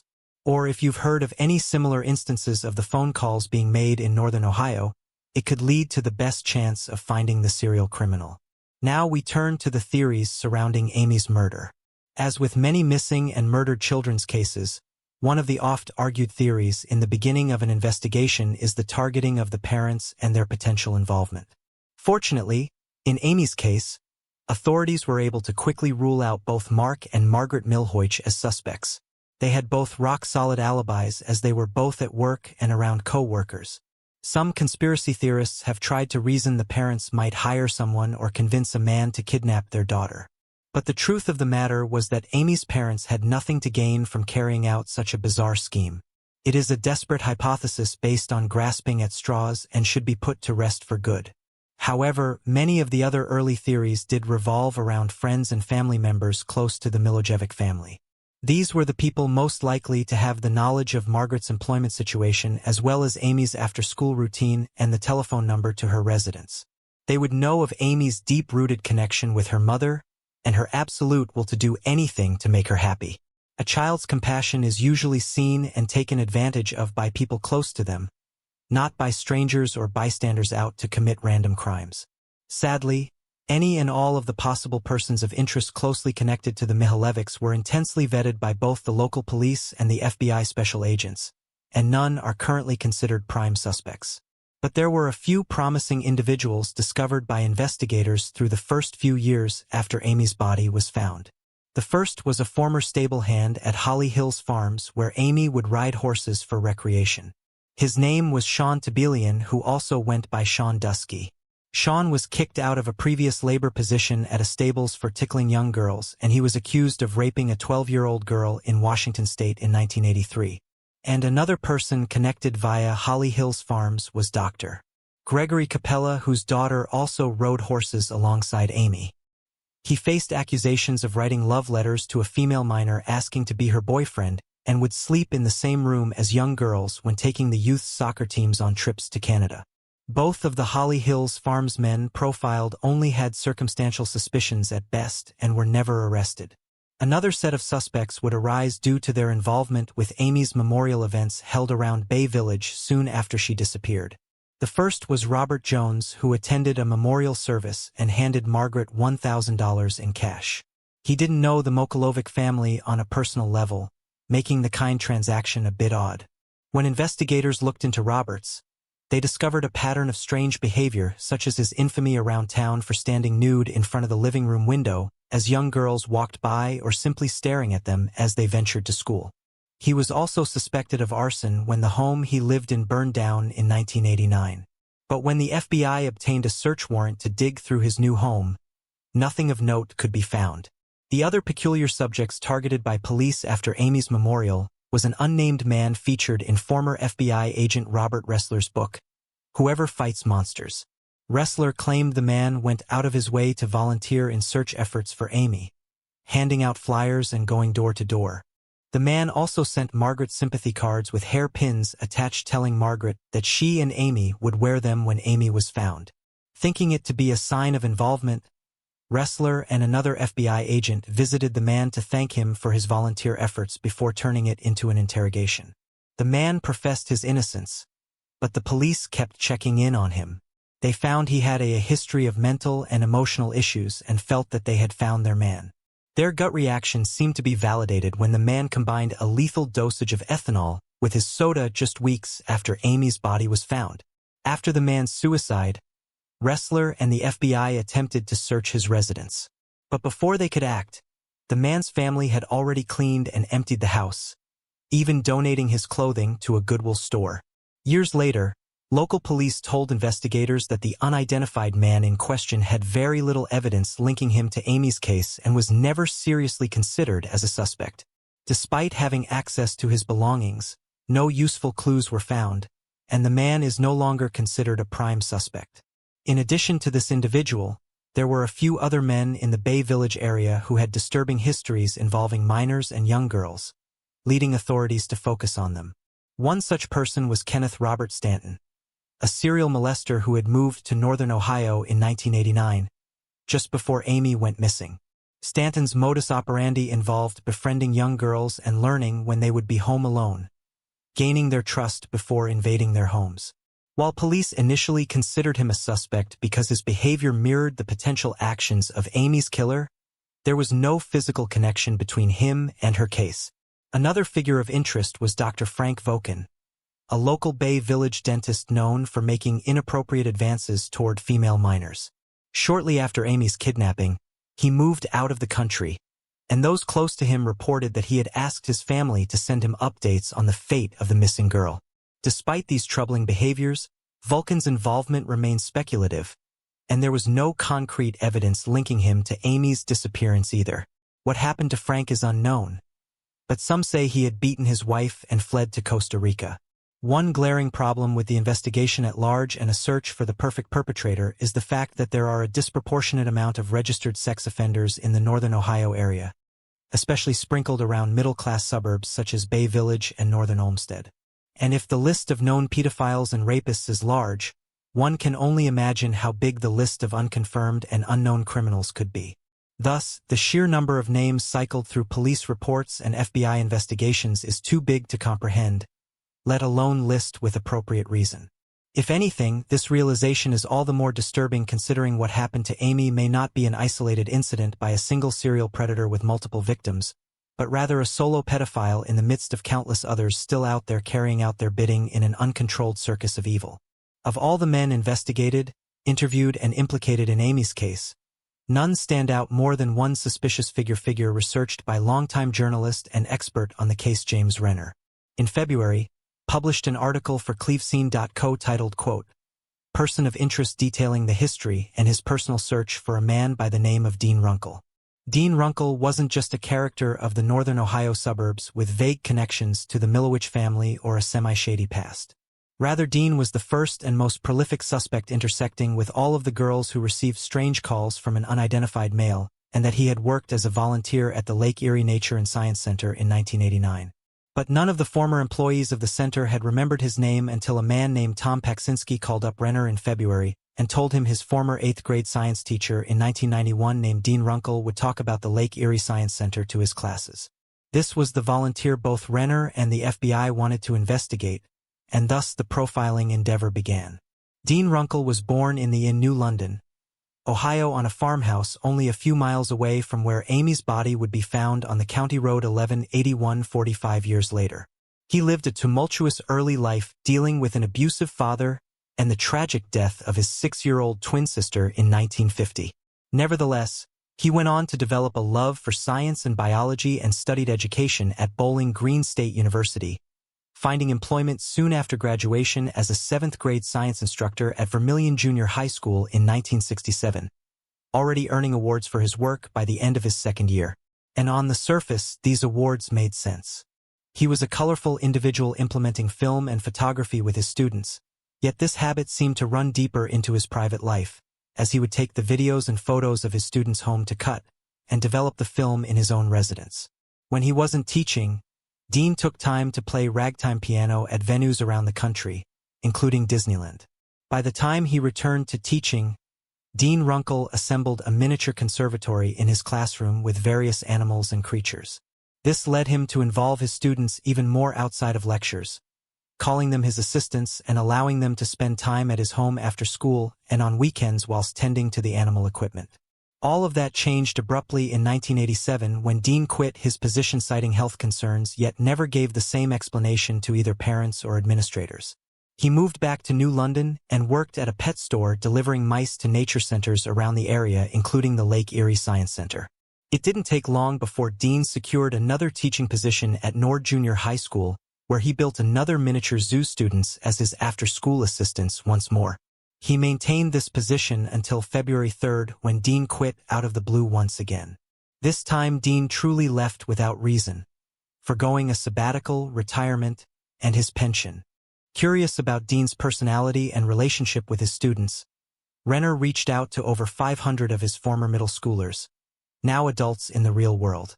By all accounts, he heard back a lot of positive feedback regarding Dean's infectious energy and how he inspired students to pursue degrees in biology or veterinary sciences. However, he also received a fair share of secrets revealing a darker side to Dean and a pattern of disturbing behavior. First were the stories of animal cruelty, like the time he pulled a prank on a friend by dipping a cat in liquid nitrogen, freezing it and letting it crash into a million pieces on the floor. Then there were the copious instances of creepy incidents with the kids. One girl was quoted by Renner in his article saying, quote, "It was more than creepy, it felt like an animal noticing you when you walk into a room. He had a few girls he was extra close to, like the girl who sat in front of me. I'd watch him put his left hand on her back and bend down to whisper in her ear. It seems inappropriate now the way he treated some of the girls." Another male student recalled Dean's propensity for telling jokes to the boys, going as far as to hint that he liked kids before they hit puberty because he was once, quote, "a runt." Another former female student thought Dean was the closest match to a police sketch of Amy's kidnapper she had ever seen. She actually confronted him about it one day back in 1990 and told Renner, quote, "I said, I know you're the one who killed Amy." His eyes popped out of his head. He didn't say anything, just walked past me. For years later, and another female student of his came forward with a disgusting revelation when she overheard Dean tell a fellow administrator he wished he was the father of a baby held by a pregnant 8th grader. And that wasn't all. Atkins said Dean gave off incredibly uncomfortable vibes when they were alone, that he made suggestive comments about the clothes female students would wear and be very touchy with them, pressing his chest against them when he spoke in close quarters. Atkins and a few other girls were interviewed about these behaviors by their superintendent a year later in 1995. But that investigation is nowhere in Dean's professional records. One of the most glaring pieces of evidence against Dean is an incident that occurred with another student of his in which they were caught alone in Dean's gold-covered Pontiac Grand Prix. Both the school's principal and the police were aware of the situation, but let Dean off with nothing more than a warning. It's incredibly peculiar looking back on it when considering the make and model of the vehicle itself. Amy Miljevic's body was found with microscopic gold fibers researched to be those of a General Motors automobile. Most likely a model from the Grand Prix was just that, a gold-colored Pontiac manufactured by GM. Renner attempted to track it down to a junkyard only to find it had been scrapped years earlier. While there was only that single known instance of a kid being in Dean's car with him, there were more rumors that Dean had invited kids back to his actual apartment. The one boy who was confirmed to have actually gone inside was named Dan, who later told Renner that he was a favorite pupil of Dean's, and the two became quite close. They stayed in contact after Dan graduated high school, with Dean writing letters that grew sexual in nature. Dean went as far as to set aside a trust fund for Dan, but the two eventually tapered off in their conversations and Dean took the money back. And as for the time frame when their friendship ended completely, through the time of Amy's initial disappearance. When Renner carried out this investigation in February 8th, he paid a visit to Dean in Key West, Florida, where Dean had fled to in February 3rd and was managing a fast food restaurant ever since. Dean vehemently denied any involvement with Amy or her murder, saying he always cooperated with the FBI, including taking lie detector tests and moved to Florida for health reasons. He claimed he was always at school after hours and wouldn't have the time to go to the shopping center and abduct Amy so soon after the final bell rang. When Renner confronted Dean about his relationship with Dan, Dean chalked it up to being a difficult time in his life, but maintained they never became physical with one another. Renner also asked Dean if he could have been at the Lake Erie Nature and Science Center in 1989, like Tom Paksinski claimed, and Dean told him he might have been but couldn't remember being there. Before he left, Renner asked one more question, wondering if Dean used a logbook at the Science Center to gather phone numbers of young girls from North Olmsted. Dean said he has nothing to confess to, that he was done talking and walked away. While the evidence is circumstantial at best, the clues and patterns associated with Dean definitely suggest something more sinister could have been at play. He had a childhood filled with trials and terrors like facing beatings from his father. The death of his twin at such a young age is also theorized to be an underlying factor similarly seen in other criminals' upbringings. But of course, a tragic childhood does not mean someone will grow to be a criminal. More suspicious is the eyewitness testimonies of animal cruelty and pedophilic comments, including the possibility of inappropriate touching. He was familiar with the New London countryside, which investigators say is a key to the killer's placement of Amy's corpse on County Road 1181. He also had the all-important connection to the Lake Erie Nature and Science Center, and a known fascination with prepubescent girls. Not only that, but people have pointed out that when he refused to renew his teaching license and fled from the schooling system, it aligns with the time frame that states mandated all educators be fingerprinted for a national database to obtain a license. Top it off with a car that could have matched the description of the gold fibers on Amy's body, and everything seems to fit like the perfect puzzle piece. However, there is an equal chance Dean did not kidnap and kill Amy. One has to consider the slim chance he could have run out of school to make it to the shopping center in time to take her at the time she was abducted. Also remember that as a former teacher, the other kids would have easily recognized him, and those who did describe Amy's captor described him as having dark brown hair. Dean's hair is a dirty blonde. The FBI had Dean zeroed in as prime suspect number 1 for a while, but came out in 2019 that whoever did indeed murder Amy probably wasn't someone they had already investigated, making it sound that Dean had been cleared after years of interviews, past polygraphs, and extreme vetting processes. Like so many other names and suspects that were spewed in various theories, Dean Runkle became just that, just another maybe. Before we divulge our hypothesis of Amy Milojevic's unsolved murder, we want to make it known that our conclusions are purely logical speculation based on evidence, circumstance, and factual subtext. We are only privy to the same information presented in each video, and we do not attempt to promise certainty or an expert guarantee on the findings that we reach in closing. We simply observe, research, and reports. While the carousel of suspects in Amy's case is never-ending, we are confident the man who took Amy's life was a long-time resident of Northern Ohio, familiar with Bay Village and its neighboring communities. He was confident in his incredibly risky approach in contacting young girls, displaying a disregard for consequence yet a clinical skill set in remaining undetected. He was certainly a serial predator, and whether or not he has struck before is impossible to say, but without a doubt, he planned his strategies to the finest detail. The killer most certainly had connections to the Lake Erie Science and Nature Center. And if he wasn't an employee, he was probably a guest or volunteer who frequented enough to know about the logbook and understand it was a trove of phone numbers and contact information for his victims. He could also have worked at either General Motors or Trading Times magazine with one of Amy's parents, knowing their schedules as well as hers and coordinating his attack using this information. Ken Lanning, one of the founders of the Behavioral Science Unit for the FBI and interviewed in that same James Renner article previously discussed, makes very good points regarding the theoretical murderer.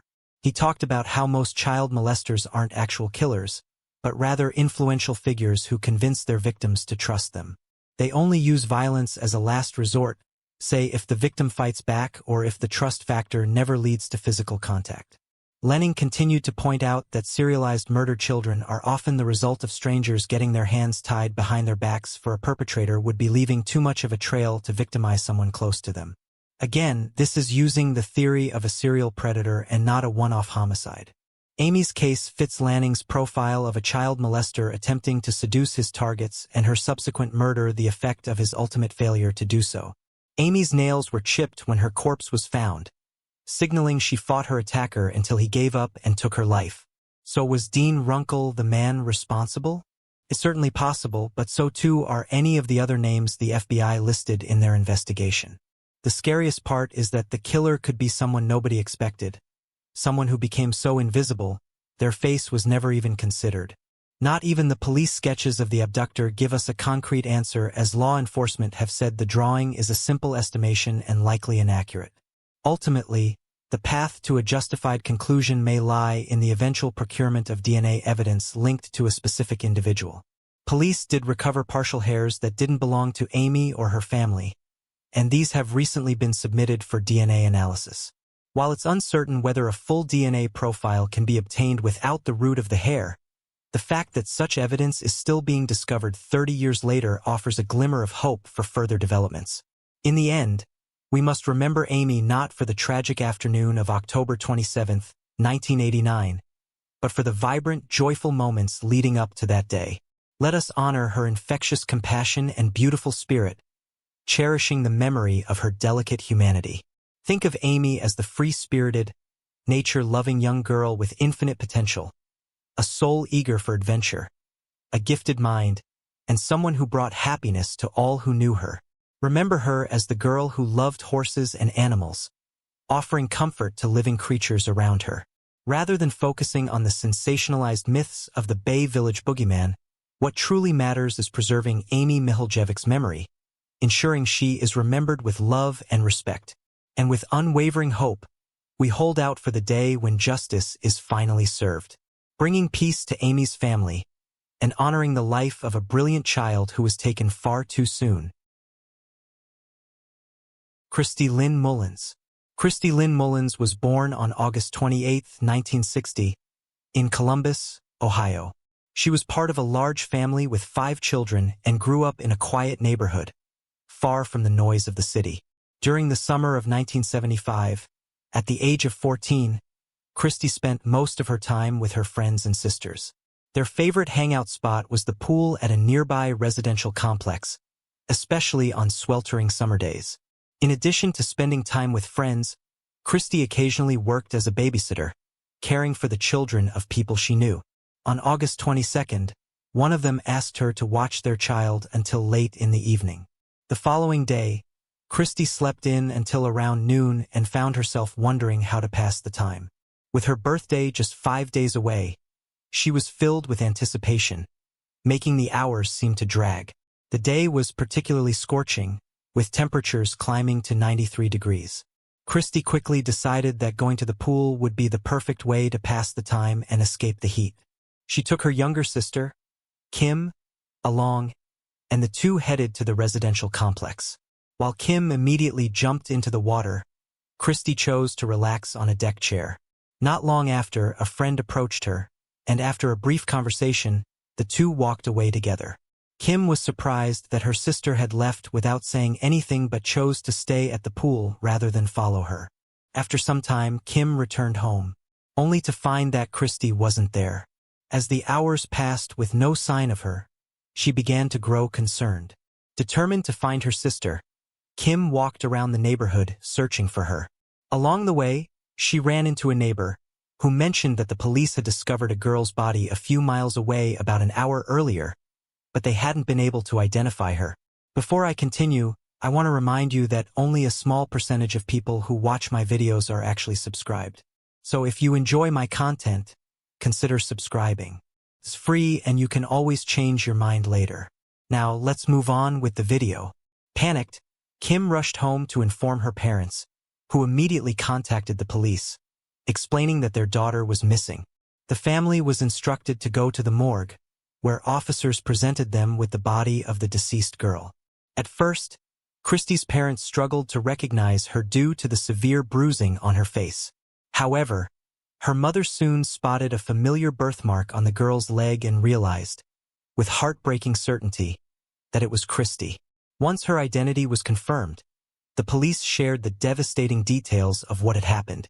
At approximately 2:30 p.m., a man called 911 to report the discovery of a body in the wooded area behind a shopping center. He, his wife, and their son had gone there to buy a toy for their daughter. Before entering the store, their son asked to take a walk in the wooded area behind the building. The location was known for its scenic walking trail that led to the river, making it a popular spot for strolls. His parents agreed, and the family ventured along the path, exploring the forest. As they were making their way back, they noticed something unusual a few yards off the trail, something that immediately caught their attention. As they moved closer, they saw a man on the ground, leaning over someone and repeatedly striking them with a piece of wood. Upon noticing the family, the man immediately got up and fled. The father rushed to the spot and found a young girl lying on the ground, covered in blood. His wife, who had medical training, attempted to check for a pulse but was unable to find one. Realizing the urgency of the situation, the man sprinted to the shopping center and used a phone inside one of the stores to call the police. Both he and his wife provided investigators with a description of the attacker. He was described as a young man, around 20 years old, tall and slender, with shoulder-length dark hair. At the time of the attack, he was wearing only jeans, shorts, and boots. Using their account, the police created a sketch of the suspect and distributed it to patrol officers. However, despite examining the crime scene thoroughly, investigators found no significant evidence. Officers recovered the piece of wood used as the murder weapon, but they were unable to find any evidence that could lead them to the perpetrator. Notably, Christie's hands were bound with a telephone cord, and her bikini top had been pulled down. Her t-shirt and shoes were found next to her body, yet forensic experts found no signs of sexual assault.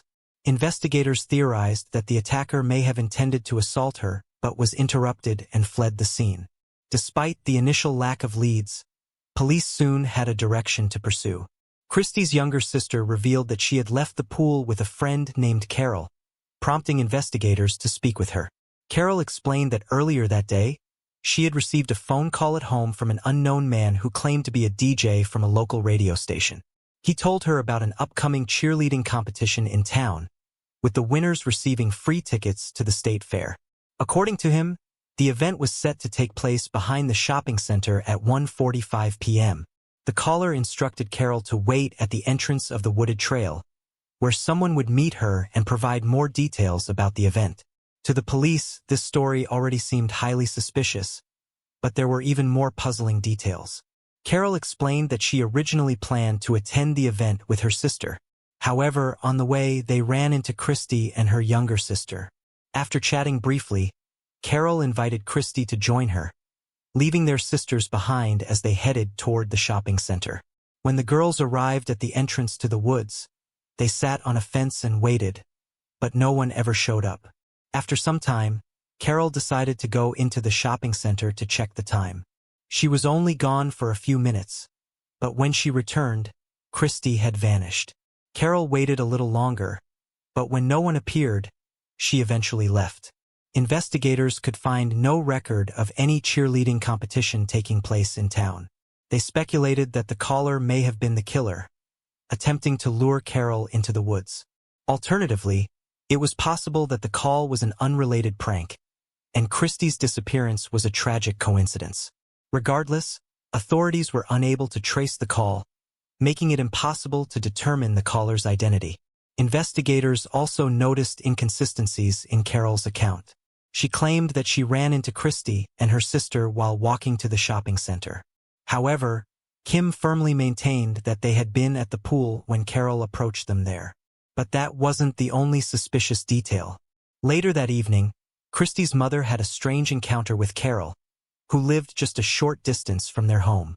During their conversation, Carol unexpectedly began apologizing, saying that things were never supposed to escalate this far. She went on to claim that she was the intended target and that two people had been involved in the murder. Stunned, Christie's mother pressed for more details, but Carol abruptly ended the conversation and walked away. Alarmed by what she had just heard, Christie's mother immediately reported the conversation to the police. Investigators questioned Carol again, but this time, she denied ever making such a statement. She stood by her original story and refused to provide any additional information. Later, Carol underwent another round of questioning, this time with a polygraph test. The examiner found no indications of deception when she answered key questions. With no further evidence linking her to the crime, investigators shifted their focus elsewhere and continued searching for leads. As news of the brutal murder spread throughout the city, fear took hold of the local residents. People were on edge, knowing that a dangerous killer was still at large. The situation became even more unsettling when detectives shared their belief that the perpetrator was likely a local. The killer had demonstrated knowledge of the wooded trail behind the shopping center, an area familiar mostly to those who lived nearby. Determined to track down the suspect, detectives deployed all available resources. Then, 3 days after Christie's murder, they had their first major breakthrough. Around 5 p.m., a police officer patrolling the streets of Columbus spotted a man who bore a striking resemblance to the suspect's sketch. The officer immediately alerted detectives, who arrived at the scene without delay. They approached the man and asked if he would come to the station for questioning. Without resistance, he agreed. The man was identified as 25-year-old Jack Carmen. Although he willingly agreed to answer their questions, investigators quickly encountered a challenge. Jack had a significant intellectual disability. Various tests estimated his IQ to be around 50. He was under the care of a specialized medical facility and lived in an apartment provided by a non-profit organization, where he also worked. Jack was unable to read or write and had difficulty speaking clearly. However, detectives couldn't overlook his strong resemblance to the composite sketch of Christie's killer. The interrogation process proved to be extremely difficult. For most of the questioning, Jack either responded with single-word answers or remained completely silent.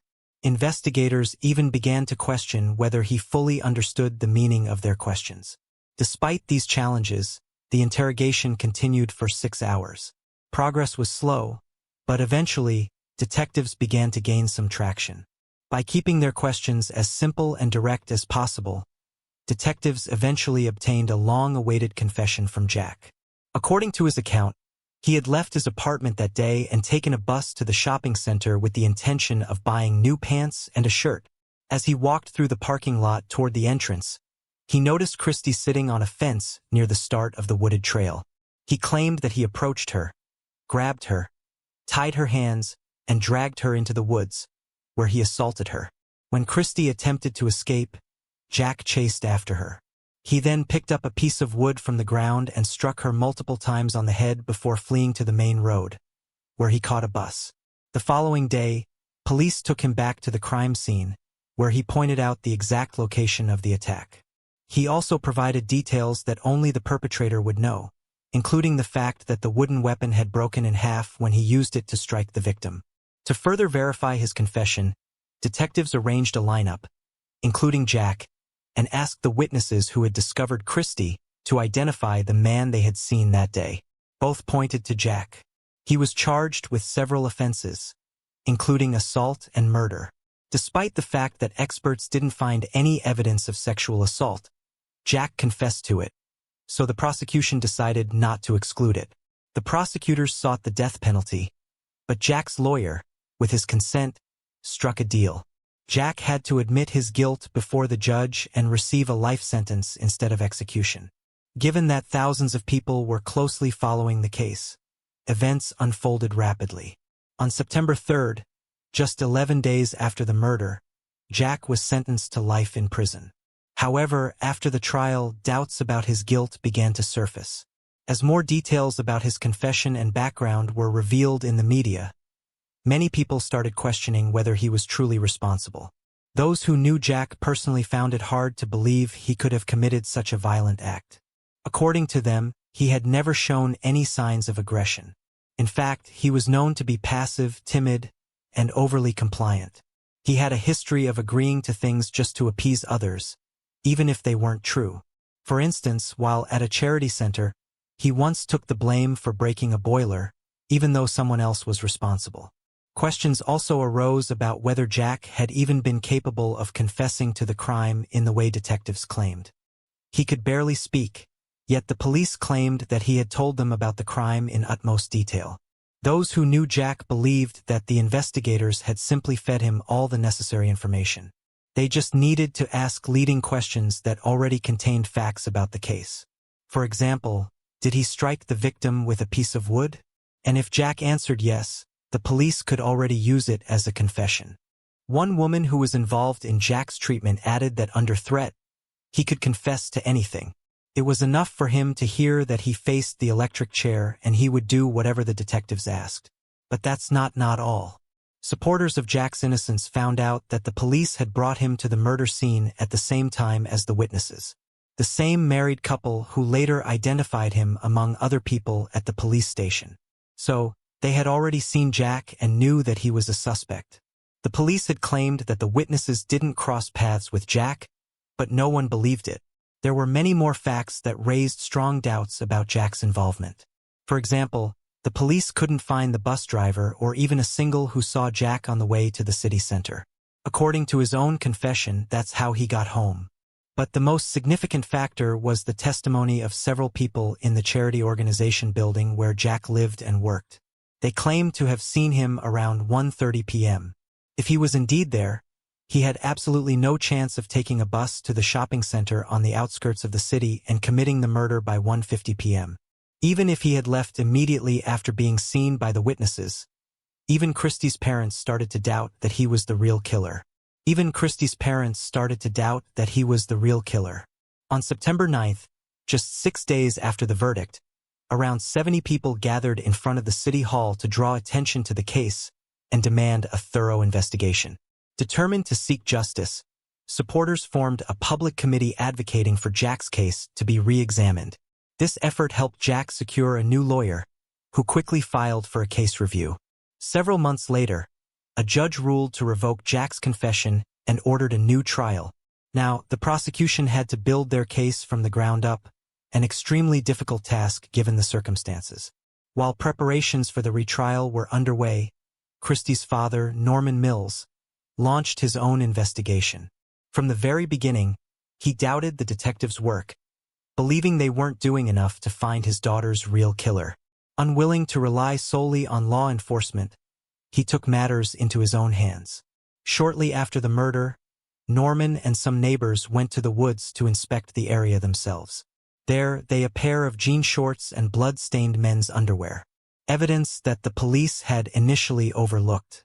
They turned the items over to investigators, raising even more concerns about how thoroughly the case had been handled. However, it remained unknown whether these items were linked to the case or even tested. The new trial for Jack began only in 1977, 2 years after the murder. The defense had two tasks: first and foremost, to prove Jack's innocence, and also to try to identify the real killer. In fact, they already had a pretty strong candidate for this role, whom they considered the most likely suspect, the man who found Christie's body with his wife. His name was Henry Newell, and at the time of the murder, he was 25 years old. By the start of the trial, Jack's lawyers had gathered an impressive list of reasons to suspect Henry for the murder, and during the trial, this list grew even longer. Initially, Henry drew attention because of his criminal record. Starting from his teenage years, he had been arrested numerous times for various offenses, serving 3 prison terms. He had successfully escaped from jail twice before being caught and sent back. At the time of Jack's trial, he was serving his 4th sentence. This time, Henry had set his own house on fire to collect insurance money. The lawyers had also reviewed the evidence from Christie's case and found several very suspicious details. In his testimony, Henry said he found her body, ran up to it, and tossed aside a blood-stained piece of wood. He explained this by saying he was in a state of shock at the time, but such an action still seemed odd. Why would he pick up the murder weapon and throw it away from the body without any apparent reason? He claimed he thought the girl was still alive, so he took off his shirt and pressed it to her face. This action also raised questions. Did he really try to stop the bleeding? Or did his shirt get bloody during the murder and he needed to justify it somehow? Jack's lawyers found a store employee in the mall where Henry ran to call the police. She said he wasn't wearing a shirt, but had jean shorts on, although by the time the police arrived, he was already wearing different pants.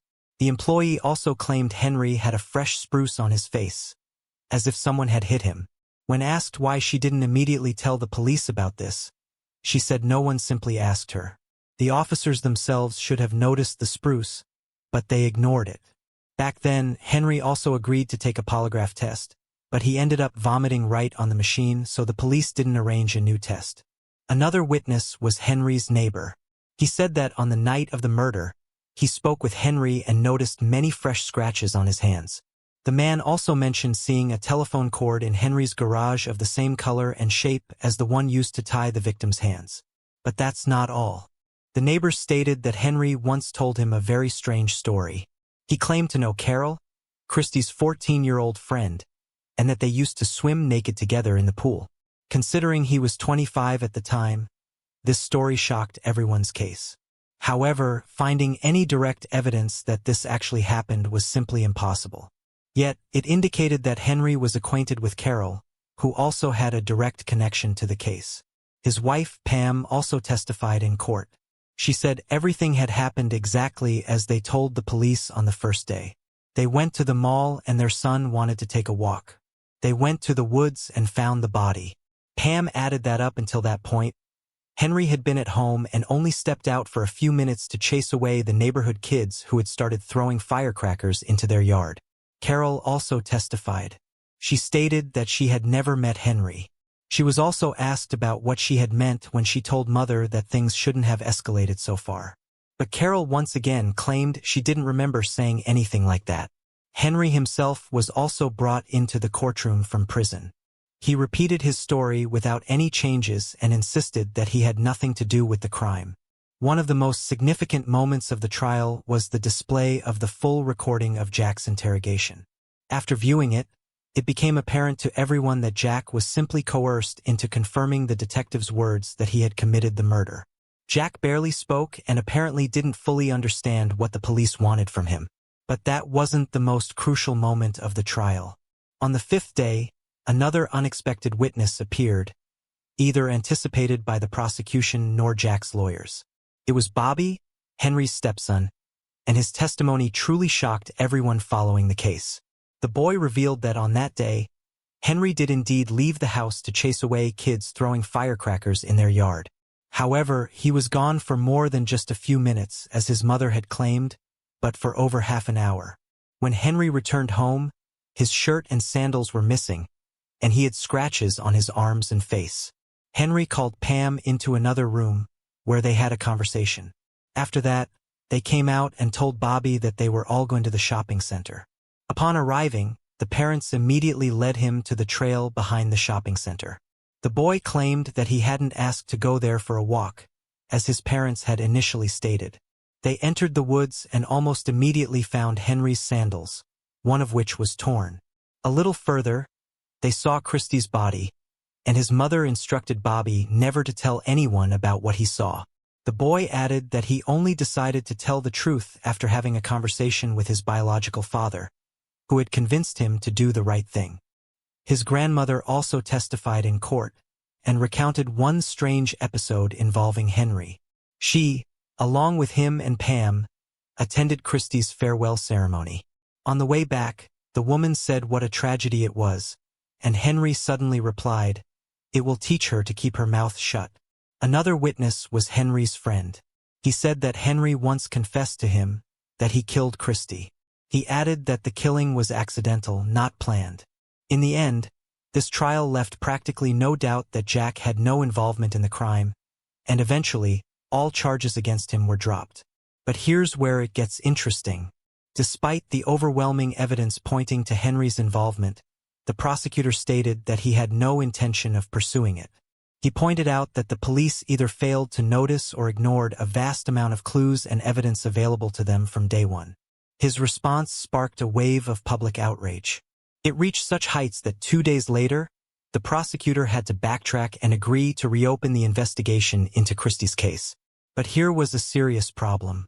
Investigators relied on the initial investigation, including the testimonies of Henry and Pam.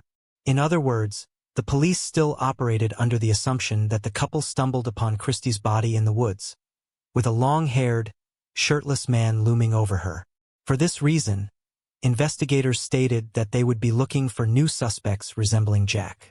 Of course, such an approach yielded no results. The investigation continued for several months, and eventually this case went cold. Christie's father never gave up on seeking justice. Once, he filed a civil lawsuit against Jack. But the reason for such a move were not as simple as it might have seemed. The man didn't believe in Jack's involvement in the murder. But this legal process would have granted him access to the case files, giving him the opportunity to collect all the available information.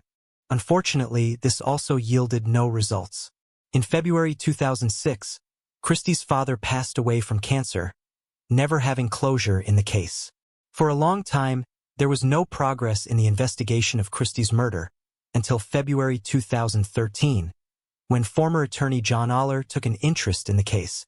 He decided to conduct his own investigation, reaching out to all involved parties, hoping to find new leads. Christie's relatives handed him a box containing all of her father's records, which he had been gathering up until his death.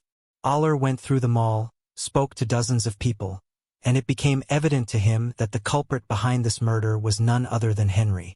During his investigation, he found out that Christie's friend, Carol, was into smoking marijuana at the time. Digging deeper, he uncovered something else and concluded that she, like some other teenagers, apparently was buying it from Henry. This became another link between him and Carol and could indicate the real reason why the girl went to that forest. He theorized that the whole story about the DJ was simply made up, and in reality, Carol arranged to meet Henry in the forest to buy the illegal substance. Perhaps, she decided to invite Christie along under some other pretext, such as using the same story about the DJ in cheerleading competition. Another, much darker version suggested that Carol may have initially lured Christie there at Henry's request, who had planned to assault her. However, the girl fought back, as evidenced by the scratches and bruises on his body, and the man killed her. Delving deeper into the case, Uller discovered that by that time, Henry had committed even more crimes, including arson, domestic violence, and assault. There was another incident linked to him, but he wasn't tried for it, the death of his wife, Pam. In 1982, she filed for divorce, and just a month later, she was found dead in their apartment where she still lived with Henry. The official cause of death was a sleeping pill over the house, and the police found a note indicating that she did it herself. Pam's relatives didn't believe this version and suspected that Henry had tampered with the pills. The strangest part of this whole story was that no package of sleeping pills was found in the apartment, even though Pam obviously couldn't have disposed of it after taking such a large amount. That same year, 2013, when Aller took on the case, Henry passed away from cancer at the age of 63. Despite this, Aller continued his work and released a book containing all available information about Christie's murder. The release of the book sparked a new wave of interest in the case, and Christie's relatives, along with other people, began demanding to reopen the investigation. Several of Henry's relatives who killed the girl, but kept silent. One of them recounted that a few months before her 16th birthday, Henry had given her a car as a gift. They went for a ride together, and at some point he asked her to stop, looked at her, and said that he had killed Christie, detailing the crime in full. The woman said she couldn't believe it. According to her, Henry had been drinking a lot, and she thought he had simply made up this story under the influence of alcohol. However, after reading Alla's book, everything fell into place for her. All of this led to the reopening of the murder investigation in May of 2014. For many months, detectives re-examined all the available evidence, interviewed dozens of people, and re-evaluated the leads. In his confession to his relative, Henry mentioned that he had assaulted Christie.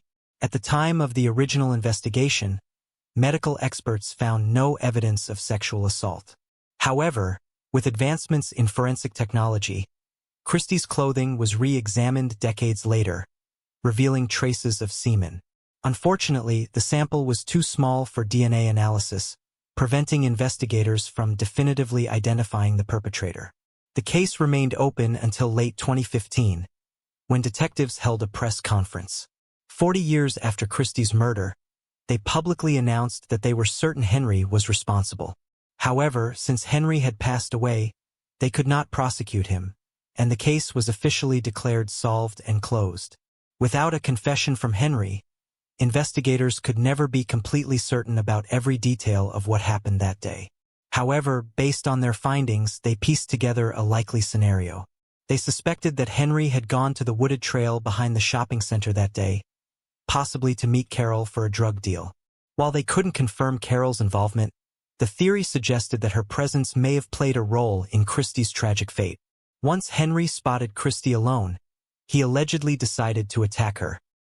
He restrained her hands using a phone cord and led her deeper into the woods, where she fiercely resisted. Christie managed to scratch and strike him, but Henry overpowered her, knocking her down before fatally striking her with a piece of wood. Afterward, he returned home and confided in his wife, and together, they devised a plan to shield him from any consequences. Notably, Carol never came forward with the full truth, even after all these years. There remains a possibility that she was involved in some capacity, though whether she will ever disclose more details is uncertain. During their press conference, the police formally apologized to Christie's family, acknowledging the failures of the original investigators. Evidence that could have pointed to Henry as the culprit had been available from the start, yet it was either overlooked or disregarded. In the end, while the case was officially closed, lingering questions remain.